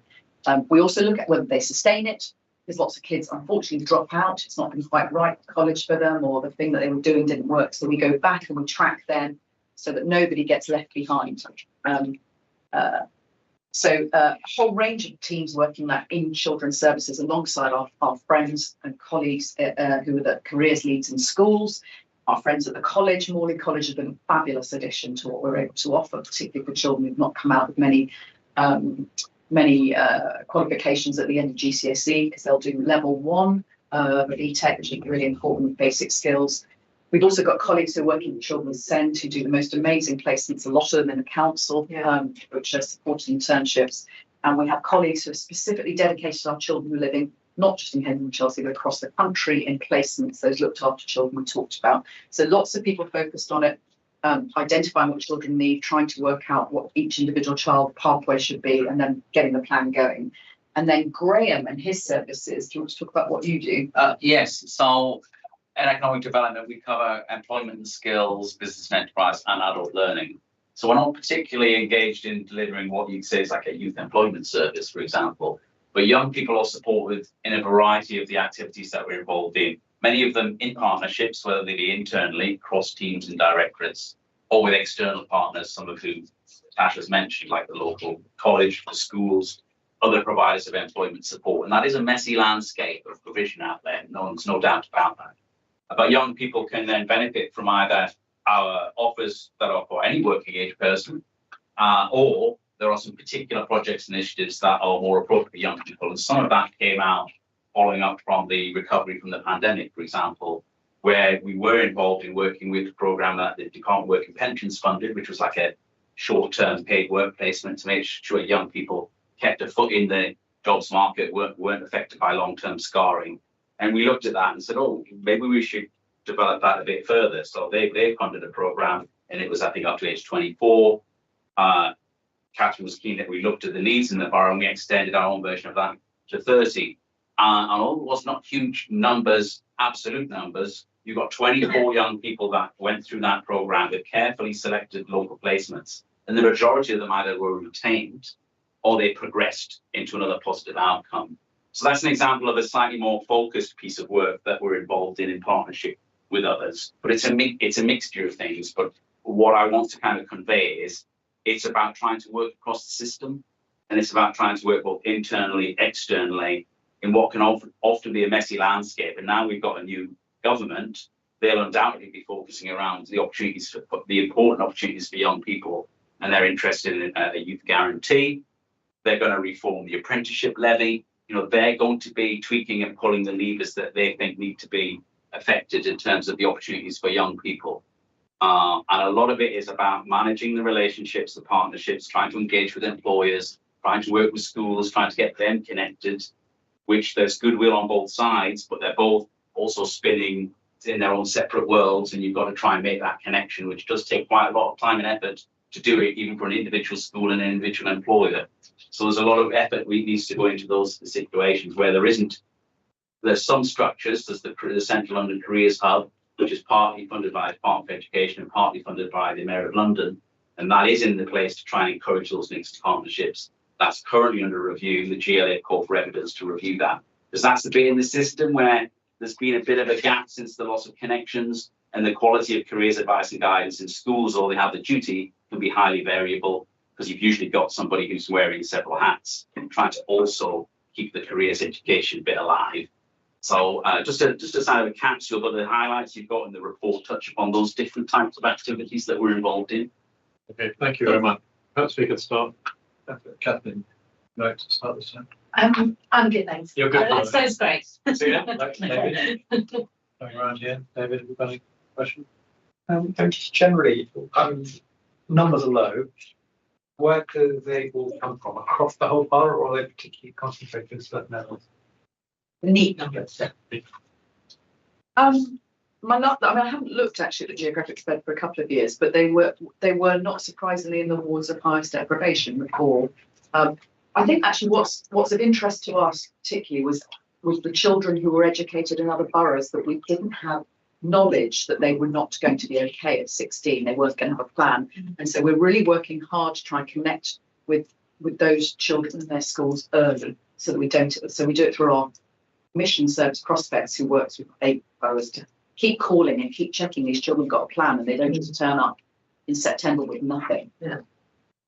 And related, how many school leavers roughly do we have a year? Ballpark, 2,000? No, I think it's less than that. It's more like 1,200, 1,300 last time I looked. And how many, this is a difficult question, but how many do you reckon are susceptible to being NEET, who we prevent from becoming a NEET? In other words, our interventions are a good thing and effective. Isn't it better to look at how many actually have become, rather than speculate on how many are at risk? I mean, that's exactly the point, is that Natasha and her team, the schools, the team, the people like the North Kensington Inclusion team that we put in schools, working with West London. So we're putting all these different services into schools to identify all those people who are at risk of becoming NEET, which is why we hope the numbers are so low. So it'd be hard to speculate. 2 questions, that's all right, Chair. So the first one, so just looking at all the schemes, early help, TPT, WLZ, prospects, standards, stuff within the youth services, a lot of different schemes. They all look very good, and they all do slightly different things. But I assume there must be quite a bit of overlap. And where you have overlap, there's essentially gaps or wastage, or how well do they communicate? Communication between them is obviously vital to reduce that. How well do they communicate? Is there any argument of whether it's TPT and WLZ? We could consolidate, and the money could go further with fewer. So they've all got different missions. I appreciate and they're dealing with needs as part of their mission. So West London Zone is doing a massive piece of work just to help children who are most at risk manage a good transition to secondary from primary. So I suppose what I would say is, yes, I think they're well coordinated, partly because I chair the coordination of all of the providers. We do every quarter. We also have casework panels that will look at the cases. So we're doing it on a strategic and macro level, and we're also looking at individual children. I think we've also worked out where the ones who are most vulnerable are, so we pull together the different skills, because we also bring in the educational psychologists and other skills where we don't have them. So, for example, we close around Latimer AP, because their children are most vulnerable, close around the Youth Justice Service and the Prevention Service, because we know their children are vulnerable, and again, we've got specialists that look after children. So could you consolidate? I think then you'd be pulling out, there's other things that people do. So it might be only 1/10 of their job. So what do we do with the other 9/10? Because we don't want to pull that out of early help. So I think the most important thing is to spot the gaps. When I've seen that there have been opportunities, so when I pulled that team together that were doing employability TPT, I also pulled in the yacht worker, youth justice worker, because I could see they were a bit out on the limb. And I also brought in another worker who's sitting in another project. So there's more resilience now. So if that worker, if that the youth justice worker went on leave for a bit, I've got other people who can cover. So because these are only small numbers of workers, we've got like 3.8 or something. I mean, I'm trying to think if there's anything superfluous in the system. I haven't really found anything, but we probably wouldn't commission it if it was. We'd probably not give them a grant. So you coordinate as much as you can, but these complex systems is probably difficult to get action. Would that be a way of solving it? I think this is a really small borough. Yeah. It works in lots of other boroughs. If you can't make it, the relationships work here, you're going to struggle elsewhere because there's not many kids really, and there's not many organisations, you know, so I think, and also I think we commission really well. Yeah. So, you know, lots of places don't have expertise in commissioning it. People like me or social workers to do it, not a great idea. You know, you want specialists commissioning it, looking at value for money, compare and contrast, talking to other boroughs, seeing what their outcomes are for money. But I think also it's one size doesn't fit all, and so actually, you know, if you amalgamate it and have a, you know, single entity, you wouldn't be speaking to the richness and kind of variation of need. If some children will want to engage at schools, others won't. So I think actually a spread is helpful. Councillor, no. Yeah. Chair, thank you. I've got 3 points on this paper. Is 5.6.5, 6.6, and 6.15. So 6.5 is a quick one. Those children who attended the support internship, the 3 in paid enrollment, how many in our borough? On this in the sports internships are they not from in our borough. I don't think I don't think I can answer that categorically. I know anecdotally there's some really nice examples I've heard over the years of very local. We know a very local example. So I would has to guess that probably all of them in the borough, but I can't say that categorically. We could go and find out though. Yeah, That'll be helpful. yeah, okay. Chair, the second point is the already touched on is West London zone now is all child. Yes, that's right. I've read their report. Richard, thank you for recommending, and Bells, thank you for sending it. It's very impressive report. Yeah. But what I'm really after is we want to know as a council is out of 730 children they're helping across the borough they work. Kesson, Chelsea, Westminster, Brent, Fulham, Hammersmith. It would be ideal to have not this meeting exactly how many children in Kesson, Chelsea. And if they can provide breakdown of You can find that out, but it's I think these are the 700 K and C numbers, and I was having a look. So I think they worked with so the cohorts. It's always quite confusing. Cohorts it's for 2 years. So anyway, I've got them here, but we can absolutely share them. And for example, I mean, I did some work with Art Cornell, so I think we can know how many kids are benefiting from that. Councillor, just to help with I think it says 345 local children. Yeah. Is that the council is funding to have West London Zone work. That's right, and that's split over two cohorts because they sort of overlap because it's a 2-year programme. Yeah. We've got that West London Zone working with 40 children at Ashburn. Yeah. School. Yeah. I mean, that's the kind of breakdown I really want to see. I mean, if that's a possibility. Can I just mention something that there was a question raised before this meeting about how it would be very useful for dealing with up to 2020. I understand that you've sent some updated material to Bella, so she can circulate it to the committee. Yeah, so we get an annual report, so we've got their 22-23 annual report, but I understand that they're working on their 23-24 annual report, which is due next month as well. On top of that, we get quarterly data from them. So in terms of an intervention, we're quite data rich in relation to. Well, maybe it can be appended to the minutes, I think. Yeah. As an update. Absolutely. Chair, my last point is the use of schools. I mean, now the good news is we all know young Casey will be working with law of volunteer sector in our borough. And I also know as a father who have all my children in Kesson Chelsea schools, schools got security, they got caretakers. They can't just let anybody come and work in the school. But it would be really ideal for cost cutting because schools are heated, they're clean. So everyone advocate have some arrangement where the voluntary sector can use schools, maybe after school or over the weekend. At the moment, the only way you can use it is through School Plus, which someone who come from the voluntary sector is very expensive to use schools. So if we can look at that, that would be helpful.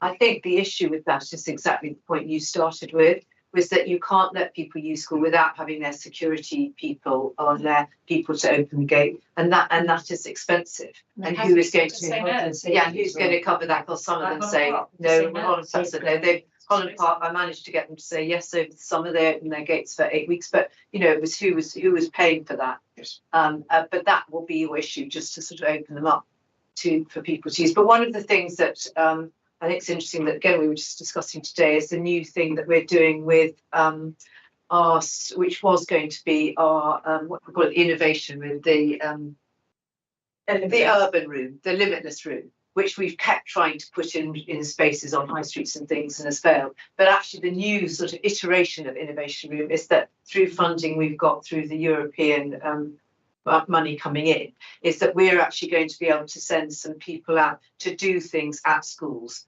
after hours, which I think is really great, and it feeds into this whole 7/7 pilot that we can help schools deliver longer times, but no extra cost to them. So I know, for example, they're going to Holland Park to do a whole thing on skills and employment after schools through that team. So that's through our communities team. So I think that's another really exciting new development. We certainly through the holiday activity and food programme seen more of those provisions being delivered through schools. Yeah. I mean, a range of different settings and buildings, but some through schools. Thank you. Ellen? Yeah, thank you. I've got a couple of points and then a question, which is probably for Graham Hart. So yeah, just a bugbear of mine of giving percentages numbers under 100 just drive me bonkers. Actually, you know, we've got less sections. So many percent of these have done well. Anyway, that's just a particular bugbear of mine. There were some of the things which have always bothered me. Actually, is some of the courses for our young people. I remember there was a big push some years ago for setting up young people this sort of enterprise boot camp. They did a training thing, and then they were given a stall in the market to sell their wares. Lovely idea. They all failed, as far as I'm concerned. They tracked as many as I could. They all failed. You know, they did it for as long as possible. Brilliant time. It was very creative and lovely. Some of them may have gone into jobs or whatever.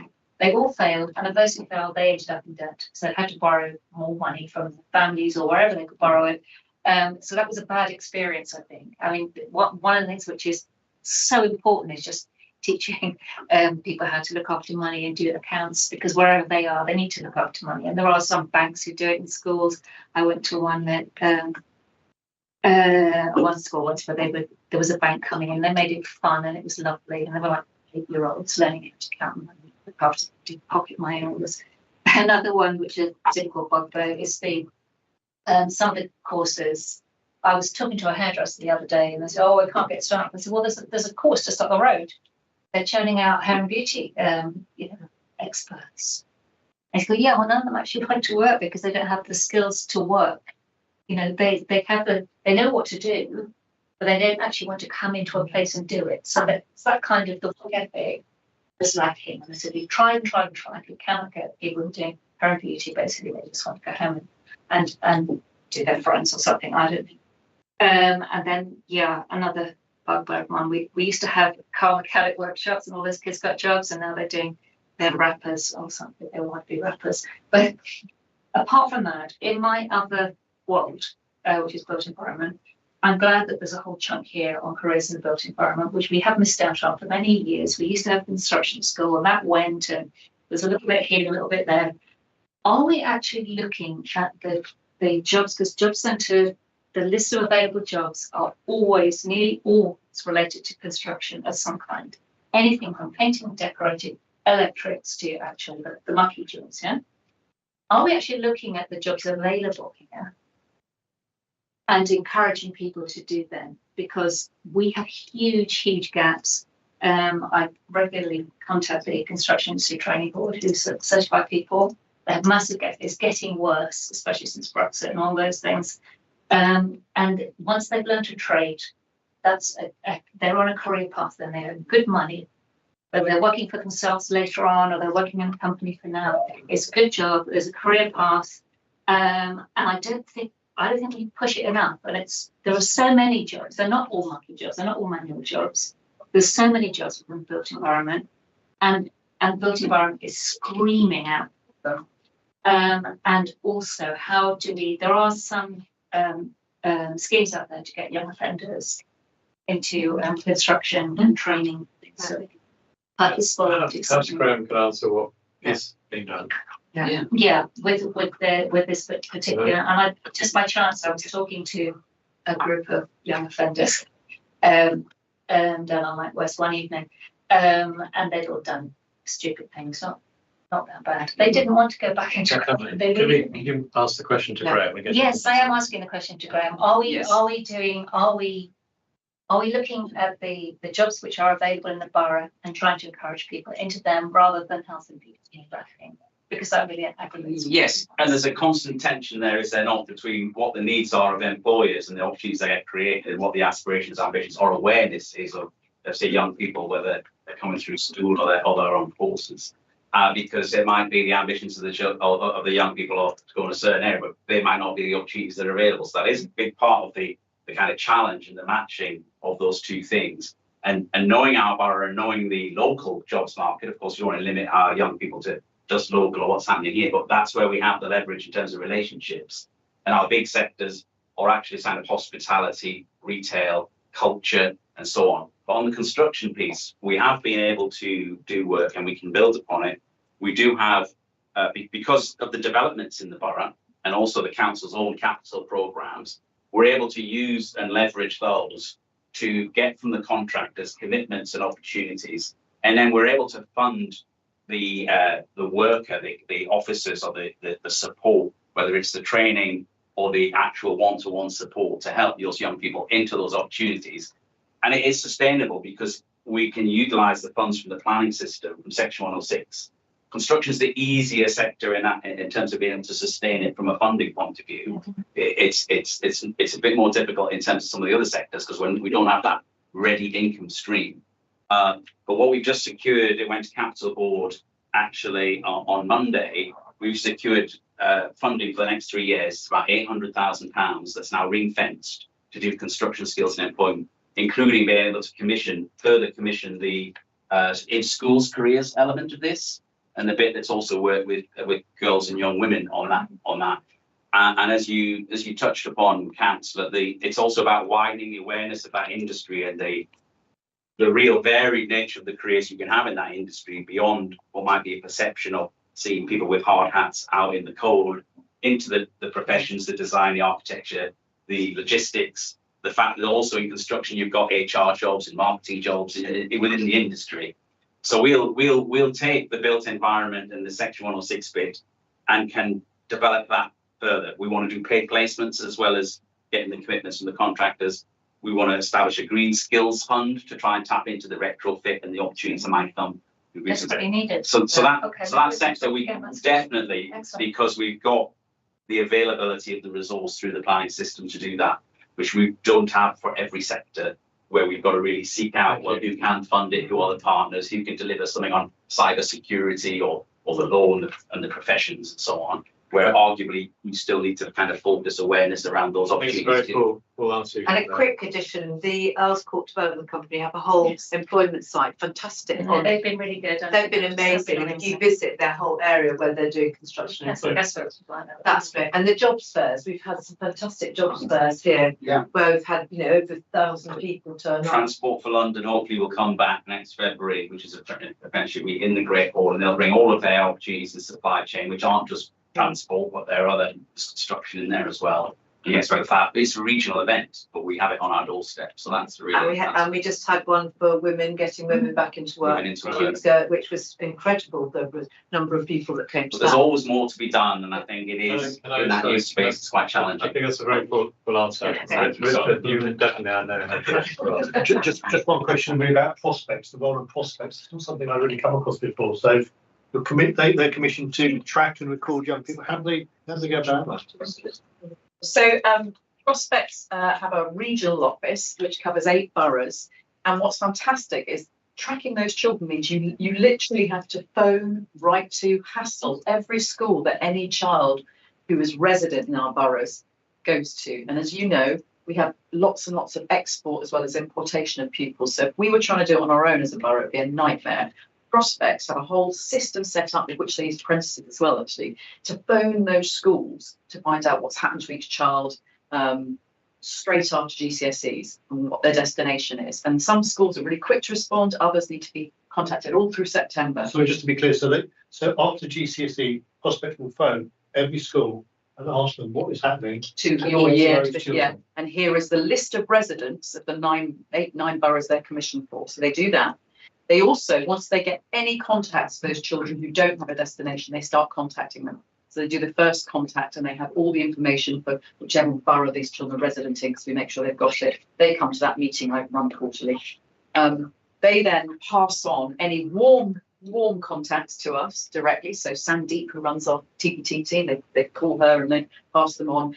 They also, the tracking carries on, so children and young people drop out of colleges, for example, they get that too. So it's a really thorough system, really good value for money. If we're trying to do it ourselves, a lot of money. And also when we insourced it, do you remember, we had hundreds of children, we didn't know where they were. We insourced it 4 years ago, we've now cracked it, we hardly ever have any children doing it. That's very good. It's a really good service. Richard, any other question? No, okay.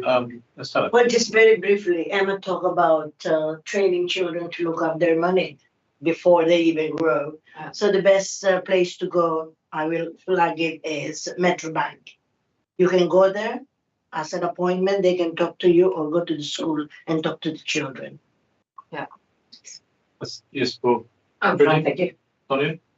All my questions have been answered. Yeah. The only question I wanted to ask very briefly in addition to that is, I was talking to a primary school head recently and asked whether it's really the point that Emma was making about the culture of work or contribution, and I was corrected by this head teacher who said to me, we don't do it directly as work, but there are a whole number of things around how you present a case for something, how you work with other people, how you contribute to what's going on, how you get experience and leadership in the school. There's a whole series of aspects to do with motivation and involvement and understanding that not everything is for free, quotes unquotes, that you have to contribute in to get, stuck out.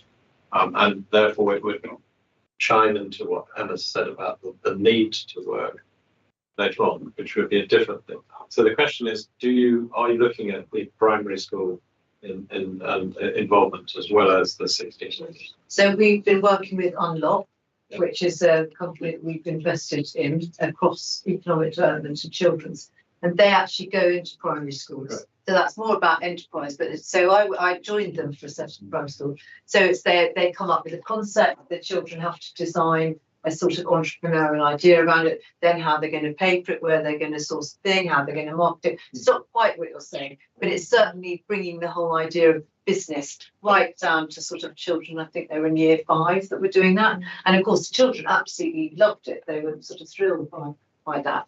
And going back to I've forgotten the name, but we have done financial. There was an amazing local charity from the lady who used to work at Barclays Bank on Ladbroke Grove. And I've forgotten her name. You remember her? She was amazing, and she absolutely ran those programs to go into. I think they're still going on actually. I ran into something else recently. No, she's fantastic. She's a local. Yeah. So thank you very much for the wide-ranging discussion, and we've minuted the elements that come out while we try to rehearse again. And just to thank you all for the contributions you've made and answers. Let's take this and produce. So we've now got to talk about our work programme. Let's just for a few minutes. Thank you very much. Thank you very much. Thank you, Andrew. Thank you, Catherine. Thank you. Thank you.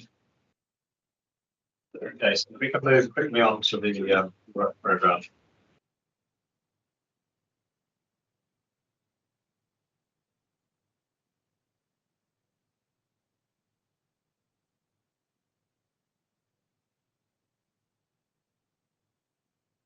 So,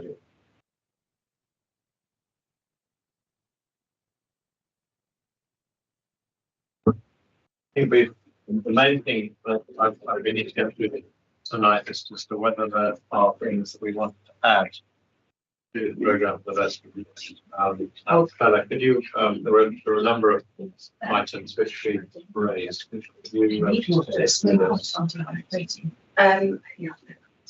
I think that if I could start off, one of them was to look at safeguarding and to confirm, because what we've not done so far is confirm, we have to formally confirm what our work programme is in this public meeting.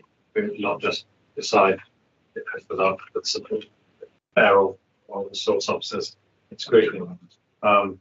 So safeguarding is definitely one that's done.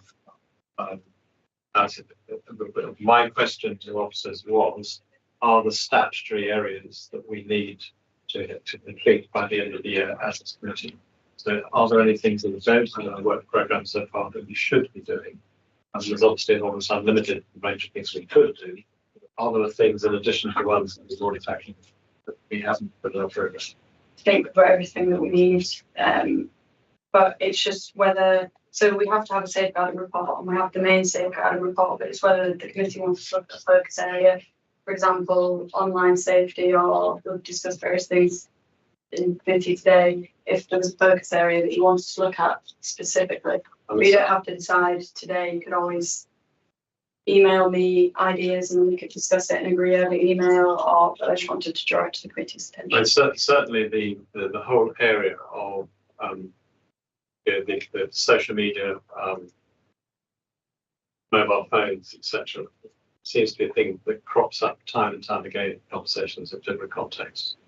No matter whether you're talking about a hospital context or schools or with other parents or whatever. So I think safeguarding is a duty that we have corporately in relation to our children, and any of us who are governors have that duty. And safeguarding these days means not just preventing harm, but one of the harms that Ofsted particularly identifying is the lack of a child to fulfil their full potential in life. So in other words, it's safeguarding them from prevention of achieving their full potential. And a lot of what we've discussed today, providing opportunities, support, help, covers that. So I think a thorough understanding of safeguarding would be useful. And I think you suggested here in the paper as to whether we want to scrutinise that on the 4th of February meeting. Yeah, so we will look at safeguarding on the 4th of February. But yeah, it was just to agree if there's a specific area. Yeah. So within the generic of safeguarding, certainly I've raised saying it, social media and phones and all of that. Online, web-based. I know historically we've looked at several different reports at the same time. Yeah. And we actually had a professional consultant go through to help us develop the right questions so that we can hold Sarah and her teams fully to account. Yes, I would be in favour of doing that again. Yeah. We'll arrange that. So Jane is going to come and help us. Okay. Getting a consultant to look at all the safeguarding things so that we can probe in sufficient detail, because I'm not. There's also, we don't necessarily we have to have the main safeguarding report, but then there are 5 reports within that which I can circulate after the meeting as well. We don't have to take all of the reports, but we do have to take the main one. But I have already been in touch with Jane Humphreys, who she is going to come, and we'll have an extra long pre-meeting so she can help with the lines of questioning on the safeguarding reports. If she can have read all of them, so that we don't have to. But if there are particular ones that she thinks that we should have done that, that would be very worthwhile. And is Jane Humphreys an external person? Yes, she is. Okay. Do you want That's what you want to do. I agree with the mobile phones. I think it's a real issue for children and their mental health and where it can lead. Also in terms of the new filtering and monitoring, our schools and everybody doing their due diligence around that and understanding that, because that's quite a large piece of work. And it's working with parents as well. So Yeah. it's okay if you get it right in school, but if it all goes wrong at home, then Absolutely. it doesn't. Yeah. So I think, I agree with that. Would that cover, take that and cover bullying both online and in schools as well? Yes, it would. I mean, certainly in schools context, there's a lot of in place by the school, by poor governors, involvement of parents, and where it gets outside certain parameters, it involves social services and police and all sorts. So and there's a whole structure around that, from very low level stuff to very bad.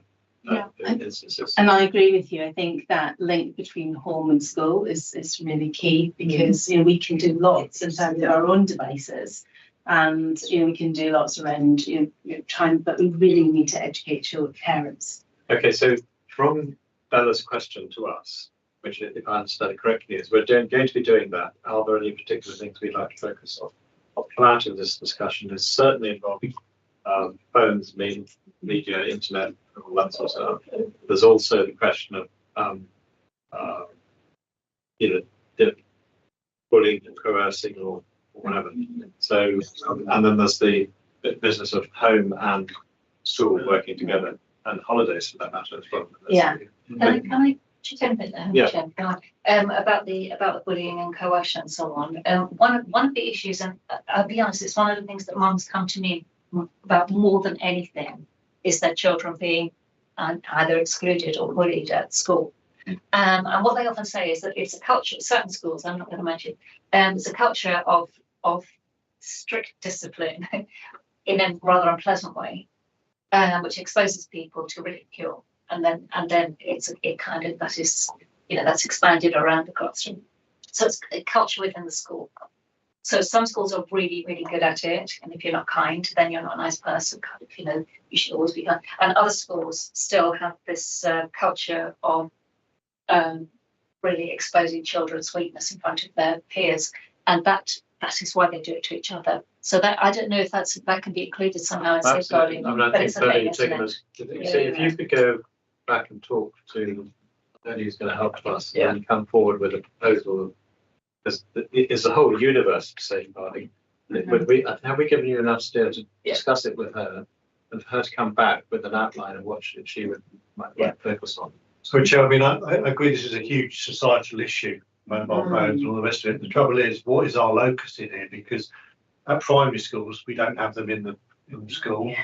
Secondary schools are now moving to a situation where they don't have a young person to take in a mobile phone. So we're now talking about what happens outside of the school. Well, is that something that councils want? Is that something that councils really want to get involved with, telling people? How we educate children is really important, because I think we can't stop them from using it. There's no way. But I think I am still kind of really shocked at the number of parents who really don't know how to keep their children safe and really don't have the skills and abilities to do that. And it's a fast moving world. So it's not like somebody's not got the capacity to learn, but it moves so fast. You don't know some of the apps that are, we probably don't know about them now. We know about Snapchat, Instagram, all of those, but there are apps that we don't know about as adults. And I think, we can't stop children from using it, but it's how we educate children to stay safe. And how we deal with, and also how we support parents and how we deal with incidents where children don't feel that they're able to come forward for fear of ridicule, for fear of and I think it's different parents have different views around what keeps a child safe. Some ban, but they can go to a friend's house and use it. They can, and I think it's definitely about how parents keep up to speed with. And you can't with everything. It's how we educate our children to stay safe and understand the signs. But it still amazes me, with all of the work we do in schools, with all of the work, how many children make themselves really vulnerable online? And it does become a serious safeguarding issue. And I think when it comes to bullying, the lines are blurred. It doesn't matter if you have your phone in the classroom or not. Yeah. If you're being bullied online, it's going to impact you in the classroom as well. Yeah. And remember 2 years ago, I can't remember the schools that were involved. It wasn't in this borough, but there was, and that there were a number of articles that came out about how girls were being almost essentially sexually exploited by boys at their school, and it was all happening online, and it was impacting them in the classroom. So the lines are sort of blurred. It's not necessarily about. And it's about long. It's not about how long a child's on their phone. I think we've probably given Bella to talk to our expert about it. And then if you could come back with a proposal, then we can modify that. We've got time between now and February to modify it and make further contributions. Chair, can I just add one point before you finish? I mean, within the borough, I mean, we have what they call the LADO, which is where the school is organizations can report their issues. Yeah. I mean, we are funding a lot of charities locally. I mean, it's not for us, but I mean, how they communicating if they have issue to the borough. I mean, I don't know, but Richard, for instance, I know you're governor, but in schools where I'm a governor, the LADO is written into policies. Yeah. Yeah. There are designated safeguarding leads in the school at different levels. Then there's the head teacher, and there's also the LADO. And there are various procedures according to happens. And there's a link governor as well. Yeah. Governor as well. But how that works within the own sector? I'm not worried about the mainstream schools. The smaller charities are operating, working with our kids locally. Are they? You're talking about children with activities with charities outside the schools. Is the safeguarding system working in that? Yeah. That's that. Could you put that down? Yeah, just suggestion for another paper if we have space. I don't think it fits into any of the existing ones. Well, I could be wrong, is on adoptions, and adoption rates have been falling nationally for quite a while. And there are a lot of people. Okay, so on the 4th of February, performance information. Yeah. Maybe that fits into that one. But Tom, if you could take what's written there, if you don't think that covers it, could you write to Bella? Yeah, copy me in, and I think just add a question in there and get officers to maybe to rephrase that. Yeah, maybe just a little bit more than like I would like to see performance information included, but maybe a fuller. Well, I think from previous years, David, I think that information about adoptions and fostering is included in the statutory required. I think it is. I think, but Bella could check to make sure that information is there. That would be yeah. And the numbers we have are very low. And are we doing the point is, are we doing enough to get children adopted into good families? One thing that just to catch up, I wanted to what that has happened is that Bella has done an excellent first draft of a map that we talked about, find a map that services as seen from the child or family's point of view, from prenatal to 18, and to try to start to put together a map of the different services. And what I would suggest is that we need to circulate this from this committee outside the borough to NHS, to voluntary services, and so on as well, and to school group. And there's a number of people who are organisations that are referred to there, to get them to comment on how they've been placed in Bella's draft, so we can develop original stuff. Partly what's happening, how to contact, how to get involved, those things. And partly it's to put because children don't exist in separate compartments, sort of below the 0 to rising 5s, and then in primary and then in secondary and so on. They live their life on a continuum. So how interventions early interventions can affect later stages. So we can use this map to help explore. And it can help to position some specific pieces of work that we look at in more detail. So what I propose is that Bella should circulate it to the committee for comment. And then following corporate comments from the committee on an informal basis, because we'll do this by email, we then circulate it to those agencies that were mentioned within that for comment as well. And then she can build a richer map, and we can then have that as a paperback later in the year. Can I just say, Chair, hopefully by the end of this month, we'll have the full census ward profiles of the breakdown ward by ward of demographics, and we'll understand where we are losing children, people aren't having babies anymore, and what the what the rising demographic is, which is actually me, people my age. And all of those things which our council have, all our surrounding boroughs have done it already, and we are still very slow. It's taken like an extra 3 years or something, until 2.5 years. So we should have that, and that will help us to focus, especially with this. We can see there's a lot of people having children here, but then not having them there, and it doesn't all fit in. That would be something quite interesting to link up with ward profiles. Coming soon, apparently. Now, can we go? Thank you, Chair. Thank you. Thank you very much. Thank you very much. Thank you, Lou. Tom, how's it turn out being? Yes. Okay. Well, See you. very good. Yeah. Thanks, Ellen.